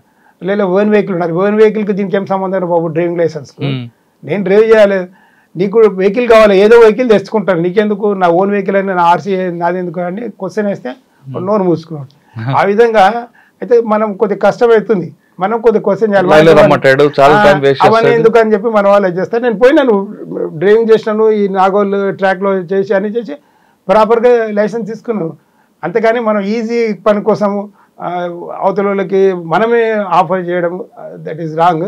ఏదైనా సరే ఒక మంచి పని చేయాలంటే ఖచ్చితంగా కష్టం ఉంటుంది. కష్టం లేకుండా ఏ మంచి పని కాదు. ఆ కష్టానికి మనము కాంప్రమైజ్ అయిపోయి అది చేద్దామంటే ప్రతి దగ్గర కరప్షన్ డైరెక్ట్లీ ఆర్ ఇండైరెక్ట్లీ ఇది కరప్షన్కు ఇప్పుడున్న స్టేజ్ ఈ లెవెల్లో వచ్చిందంటే కామన్ మ్యాన్ పబ్లికే దానికి మూల కారణం. ఓకే, ఏసీబీ తర్వాత ఎక్కడికి వచ్చారంటే ప్రమోషన్ అక్కడనా అడిషనల్ ఎస్పీయా? అక్కడనే ప్రమోషన్ వచ్చింది. తర్వాత ప్రమోషన్ వచ్చింది. ఇది ఇంకోటి మీరు కరప్షన్ గురించి మాట్లాడితే చెప్తాను. I'm the first victim and I'm the one of the victims of corruption. అదేంటి ఏంటంటే యాక్చువల్గా నాకు ఇప్పుడు మీకు చెప్పాను కదా, సిఐడీలు ఉన్నప్పుడు అవుట్ ఆఫ్ సీనియారిటీ ప్రమోషన్ ఇచ్చారు. అవన్నీ తర్వాత లీగలైజ్, కొందరికి చాలా మందికి లీగలైజ్ అయింది, కోర్టు జడ్జిమెంట్స్ ఇచ్చినాయి. Same in the same way నాకు కూడా కావాల్సింది న్యాయంగా. అయితే ఆ టైంలో ఆఫీసర్స్ కూడా నాకు ఎంతో అప్రిషియేషన్ ఇచ్చేది. ఇస్తే నాకు కూడా ప్రమోషన్ రావాల్సింది. అంటే యాక్చువల్లీ టు బి ఫ్రాంక్, అందరూ వచ్చే సందర్భం వచ్చి కలుగుతాడు, ఆవిడ బికమ్ ఐపీఎస్ ఆఫీసర్. ఇప్పుడు నాకు కూడా 98 ఆ టైంలో ప్రమోషన్ వచ్చింది. కాబట్టి మా కొలీగ్స్ ఎవరైతే ఆ టైంలో కొందరు ప్రమోషన్ వచ్చిన వాళ్ళు ఉన్నారో వాళ్ళతో సహా నాకు రావాల్సింది ఐపీఎస్గా. రాలేదు. కారణం ఏంటంటే ఒకసారి నా ఫైల్ మూవ్ అయింది సెక్రటరీలో, అందరూ వేస్తున్నారు. చిన్న ఒక డిపార్ట్మెంట్లో, మెయిన్ ఈ కీ డిపార్ట్మెంట్లో ఆ ఫైల్ నుంచి సీఎం గారు ఫార్వర్డ్ అయ్యే ముందల ఎవరైతే మా ఫైల్ ఏమైనా మూమెంట్ తెలుసుకోవడానికి పోయిన వ్యక్తితోటి అన్నాడట, మీ సార్ ప్రమోషన్ వస్తుంది కదా ఏమి ఇస్తాడు, మా సార్ ఇవ్వడు తీసుకోడు అంటే ఓ అంత కరెక్ట్ పర్సనా, నిజాయితీ పర్సనా, సరే మంచిదే అంటే ఇప్పుడు పోస్టింగ్లకే 3-4 లక్షలు ఇస్తున్నావు సార్, 1 lakh కూడా ఇవ్వలేకపోతాడా అని అంటే, సార్ ఆయన ఇవ్వలేడు, ఏదో మీకు ఏమంటారు ఏదో టిఫిన్ అంటే నేను చేయిస్తా కదా, అంతకు చేయలేను అన్నాడు. అంటే ఓకే నిజాయితీ పాడు కదా ఉండని అని చెప్పేసి అనవసరమైన కొరీసు, how many such cases are pending, is there any court case pending, అట్లా చిన్న కొర్రులు వేసి పెట్టాడు. ఆ విషయం నాకు తెలిసిన తర్వాత సరే అని మా సీనియర్ ఆఫీసర్కి చెప్తే వాళ్ళు ఫాలోఅప్ చేసే లోపల అది ఎలక్షన్ వచ్చేసింది. తర్వాత అది పెండింగ్, నేను కూడా ఫాలోఅప్ చేయలేదు. ఎందుకంటే తర్వాత అందరు చెప్పారు, నువ్వు ఎంత చేసినా, ఏ ఆఫీసర్ చెప్పినా, చెప్పినా డబ్బులు ఇవ్వండి పని కాదు అన్నాడు. అంటే కాకపోని I don't have any regret. కాకపోతే అది తెచ్చుకున్నా నేను ఐపీఎస్ అయినా ఇంకేమైనా నా ఆత్మసాక్షి నాకు పర్మిట్ చేయదు. కాబట్టి నాకు రొటీన్గా వచ్చేది వేరే విధంగా ఎట్లా వస్తుంది అట్లా రాని అన్నట్టు ఆ సాటిస్ఫాక్షన్తో ఉన్నాను. కాబట్టి నేను ఇవన్నీ నాకు సరిపోదు అనే ఉద్దేశంతో ఎక్కడ కాంప్రమైజ్ కాకుండా, ఈవెన్ మీకు సందర్భంగా చెప్తున్నాను, ఈవెన్ నేను I have foregone all my even medals also relinquished. Delivery ఏది నా యొక్క మా సీనియర్ ఆఫీసర్లు ఈష్ కుమార్ గారు కానీ, భూపతి బాబు గారు కానీ, కృష్ణరాజు గారు కానీ, ఈవెన్ మొన్న పూర్ణచంద్రరావు గారు కానీ చాలా ఫోర్స్ చేసేవాళ్ళు. అరే ఇంత ఇవి పెట్టుకొని you are deserve for each and every medal which are ఏది being given by the our government, అన్నిటికీ డిజర్వ్ ఉన్నాం, ఎందుకు పెట్టుకోవు అంటే మనం దీనికి ఏంటంటే సైటేషన్స్ ఇవ్వాలి. నేను ఇవ్వను సార్, సారీ సార్ అదే వాళ్ళు అన్నారు. అంటే ఈ తీసుకురావాలంటే తప్ప అంటే లేదు సార్, అట్లా I don't say that one. కాకపోతే నా యొక్క ఒక డెవలప్మెంట్, నా యొక్క మెంటల్గా ఈ విధంగా చేసుకున్నాను నేను. అంటే నాకు I'm not deserve for anything, only నా పని, నాకు కాన్షియస్, నాకు పర్మిట్ చేసిన పని నేను చేస్తాను. అంటే మీరు సెక్రటరీ డబ్బులు ఇచ్చి ఉంటే ఐపీఎస్ వచ్చి ఉంటుందేమో ఇప్పుడు 100%. కాకపోతే నేనేంటే సరే పోనీ, మనకు అది డబ్బులు ఇచ్చి నేను తెచ్చుకున్నాను అనుకోండి, నాకు కూడా ఉంటుంది కదా మనసాక్షి, ఎవరికైనా చెప్తుంది. ఇప్పుడు నేను పేరుకు నేను ఐపీఎస్ ఆఫీసర్ కావచ్చు, కాకపోతే నేను హోల్ హార్టెడ్లీ చెప్పలేను, ఎందుకంటే నేను డబ్బులు ఇచ్చి తెచ్చుకున్నాను. అది రొటీన్గా రావాల్సింది, రాకుండా కొర్రీలు పెట్టారు. కొర్రీలు పెడితే పెట్టుకుని సరే, అది ఇప్పుడు కొన్ని లీగల్ కొన్ని కొర్రీలు పెడితే దాన్ని ఎవరేం చేస్తారు, అది తెంచిన తర్వాత లేటెస్ట్ స్టేజ్ ఏదో ఒకటి అవుతుంది. సరే ఏసీబీ తర్వాత ప్రమోషన్ వచ్చి ఎక్కడికి వచ్చారు? ప్రమోషన్ అక్కడే ఉన్నాను కొంతకాలము. తర్వాత ఏదో కొన్ని పరిస్థితుల వల్ల మళ్ళీ అగైన్ చెప్పాను కదా మీకు, డిపార్ట్మెంట్లో రకరకాలుగా మనం ఏంటంటే నేను చెప్పి నన్ను ఒక ఫైర్ బ్రాండ్గా ట్రీట్ చేస్తారు. కొన్ని సందర్భాల్లో కొన్ని సూట్ కావు, ఫైర్ బ్రాండ్ ఉన్నప్పుడు సూట్ కాదు, సూట్ కానప్పుడు ఒక్క దగ్గర పనికిరాదు కదా, సూట్ కావు. కాబట్టి ఎవరి ఈక్వేషన్స్ వాళ్ళకు ఉంటాయి. ఈక్వేషన్ ఇప్పుడు మీ టీం తయారు కావాలంటే నీకు మైండ్ సెట్ తయారు వాళ్ళు పెట్టుకుంటారు. ఎవరు మైండ్ సెట్ సెట్ కానప్పుడు ఆటోమేటిక్గా వేరే దగ్గర షిఫ్ట్ అవుతుంది. సైబరాబాద్ వెళ్ళాను. సైబరాబాద్ పోతే ఇంక మళ్ళీ అదే కదా, మళ్ళీ పాత కదా. సైబరాబాద్ అడ్మిన్ లేదు, క్రైమ్స్. మరి అది మళ్ళీ రొటీన్, మళ్ళీ బ్యాక్ టు పెవిలియన్, మళ్ళీ 90s వచ్చేసి అక్కడ కూడా అక్కడ సరే అని చెప్పి తర్వాత అక్కడ నుంచి మళ్ళీ చేస్తే మళ్ళీ ఇక్కడ ఏసీబీలో కొంతకాలం ఉన్న తర్వాత ఏసీబీలో మన విజయ్ కుమార్ గారు వచ్చారు సార్. ఆ సార్ దగ్గర నేను పనిచేశాను, సిఐడిలో ఉన్నప్పుడు చేశాం. సో ఆయన వర్క్ స్టైల్ తెలుసు కాబట్టి తను ఏమన్నాడంటే సరే ఇక్కడికి వచ్చేసి ఉన్నాడంటే సరే again I came back to ACB. అక్కడ రిటైర్ మళ్ళీ అక్కడ వచ్చిన తర్వాత సరే అంటే ఏసీబీకి వచ్చి అటాచ్మెంట్ అక్కడ కొంతకాలం పనిచేసిన అంటే అప్ టు రిటైర్మెంట్ అయిన తర్వాత ఇప్పుడు అడ్వకేట్గా చేస్తున్నారా? ఆయన బట్టి ఇప్పుడు నాకు అంటే నాకు ప్యాషన్ మొదటి నుంచి, నాకు ఒక 10-15 years నుంచి నాకు అసలు యాక్చువల్గా నేను రిజైన్ చేసి వెళ్ళాలనే ఉండేది. కాకపోతే ఫైనాన్షియల్ కన్స్ట్రెయిన్ వల్ల నేను పోలేకపోయినాను. దాంట్లో లాలో ముఖ్యంగా ఏసీబీ కేసులో మీరు అన్నారు కదా ఇంతకుముందు కొన్ని డిజర్వ్ కేసులు ఉంటుంది, అంటే మనం వాదించాల్సిన కేసులు టెక్నికల్గా కొన్ని తెలుసో తెలియక, అంటే మన ఇన్వెస్టిగేటర్స్ కూడా కొన్ని ఏది మెటిక్యులస్గా పోవాలి. ఎందుకంటే ఒక లైఫ్ మనము వాడు ఏసీబీ కేసు అయితే వాడి లైఫ్ అంతా అదవుతుంది. కాబట్టి మనం మెటిక్యులస్గా పోయి చేయాలి. ఏ మాత్రం చిన్న పొరపాటు చేసినాను కూడా, అంటే దానికి ఎగ్జాంపుల్ చెప్తాను. ఒకసారి మేము ఏసీబీ కేసు చేసేటప్పుడు ఒక పోలీస్ ఎస్ఐ మీద కంప్లైంట్ వచ్చింది. వాడు ఏంటంటే రికార్డ్ చేసి చూపించాడంటే ఆ 20,000 दिए तो मैं केस नहीं करता, अरेस्ट नहीं करता, नहीं तो कर देता అంటున్నాడు. వీడు అదే మాకు వచ్చి వినిపించాడు. మేము నిజమే అనుకున్నాం, అంత రెడీ చేసుకొని పోయినాము. పోయే మూమెంట్ పోయి ఇచ్చిరాపో మేము పట్టుకుంటామని చెప్పాము. వీడు పోయి ఈయనకి పోయిండు. పోయినప్పుడు వాడు ఆ సబ్ ఇన్స్పెక్టర్ ఏం చేశాడు, మేరే క్యా దేరే ఉనికి దేవ అన్నాడు. అంటే అనుకో ఇస్తుంటే సార్ పకడో అంటే మేము వాని పట్టుకొని పోతుంటే నేను సాబ్ ఎస్ఐకి పకడో అంటాడు. అరే ఎస్ఐకి అని వీడిని పట్టుకుని అంటే అక్కడ చాలా మంది క్రౌడ్ ఉండేది.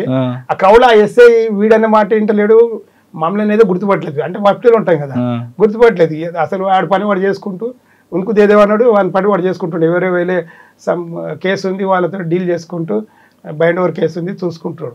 మేము వీని పట్టుకొని బయట తీసుకొచ్చినాం. వాడిని ఇద్దరిని పట్టుకొని తీసుకొచ్చి వీళ్ళు ఎంక్వైరీ చేసినాం. एसआई को कई को पकड़ो बोल रहे, इनको पकड़ो. नहीं साहब वो एसआई बोले ना, आपको आपके सामने बोले ना, उनको देवा అన్నాడు. వీని అడిగినాము నువ్వేం తీసుకున్నావు అంటే నా పైసలు నేను తీసుకున్నా సార్ తప్పేముందని.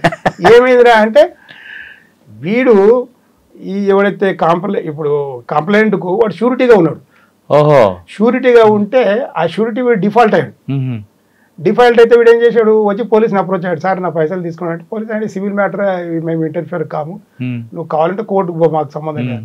వీడు కోర్టుకు పోయి కోర్టు నుంచి డైరెక్షన్ తెచ్చుకొని కోర్టు ఎఫ్ఐఆర్ కేసు అయింది. కోర్టు ఎఫ్ఐఆర్ కేసు అయింది కాబట్టి వీడు వచ్చి అప్పట్లో ఈ 7 years బిలో 7 years అని లేదు, అయితే అరెస్ట్ చేసే అది ఉండేది. అయితే నేను అరెస్ట్ చేస్తే నువ్వు డబ్బులు ఇస్తే ఓకే కాంప్రమైజ్ గా, లేకపోతే అరెస్ట్ చేస్తాడు.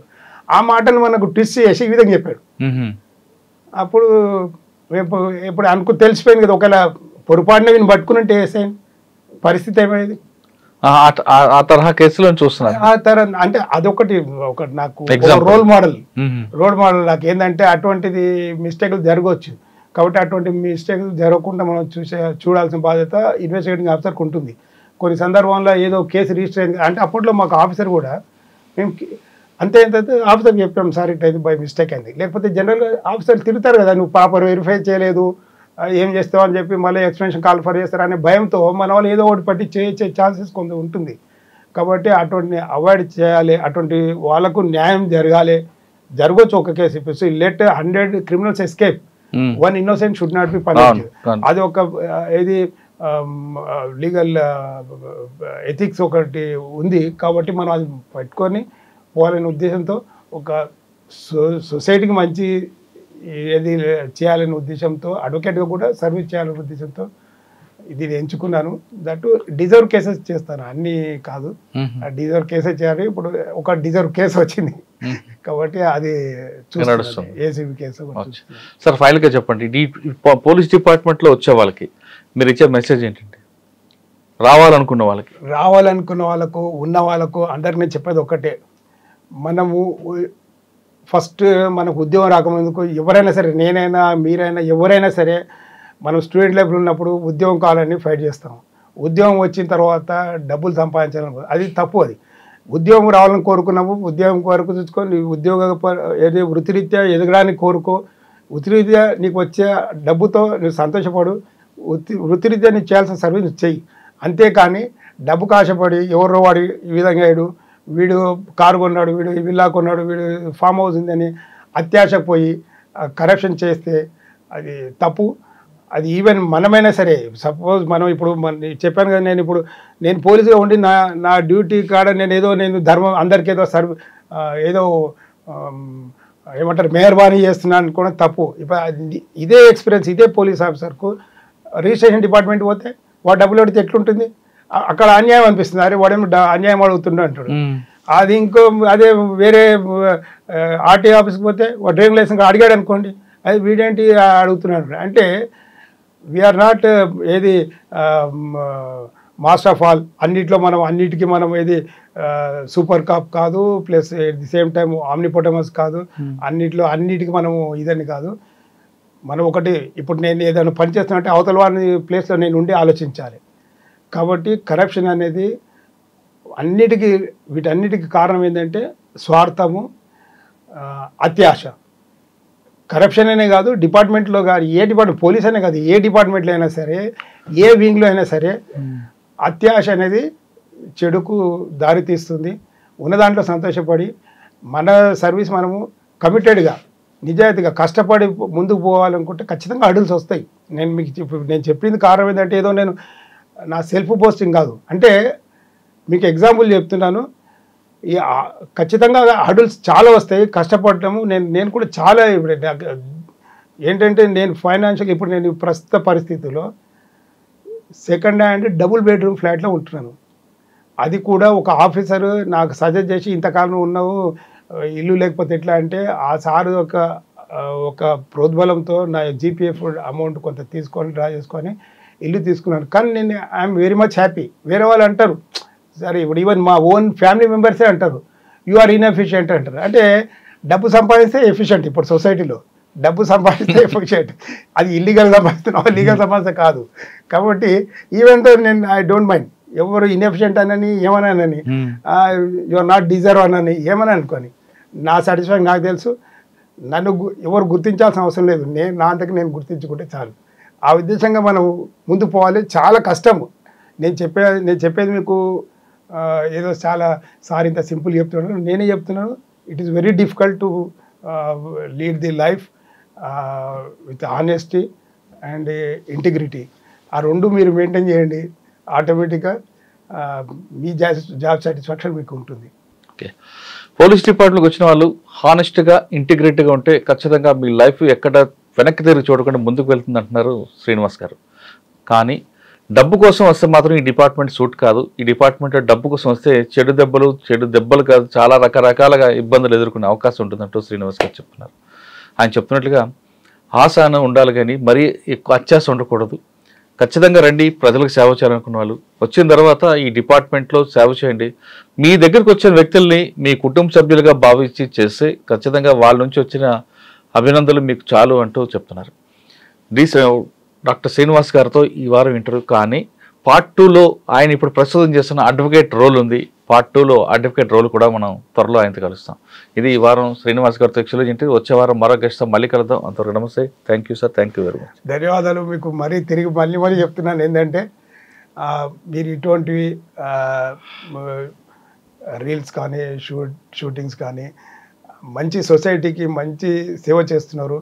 ఇండైరెక్ట్గా ఇప్పుడు సోషల్ మీడియానే మెయిన్ పబ్లిక్లో మెయిన్ ఫోకస్ అవుతుంది. చాలా ఎఫెక్ట్ అవుతుంది ఇది మంచిగా అయినా చెడుగా అయినా social media is playing very key role. మీరు ఈ దీంట్లో ఉండి మంచి సబ్జెక్ట్ను ఎంచుకొని సొసైటీకి మంచి సిగ్నల్స్ పంపుతున్నందుకు మీకు చాలా చాలా ధన్యవాదాలు. మీరు ఇంకా మంచి సబ్జెక్ట్ ఎన్నుకొని సొసైటీకి ఇంకా సేవ చేయాలని కోరుకుంటున్నాను. Thank you very much. iDreams, this police diaries is something very, very valuable towards them. I must really appreciate Murali, your insights. iDreams founder and CEO Chinna Vasudev Reddy gartoni Muralidhar crime stories చాలా famous అయిపోయినావు.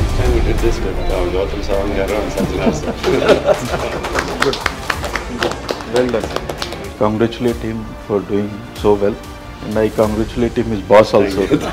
So well.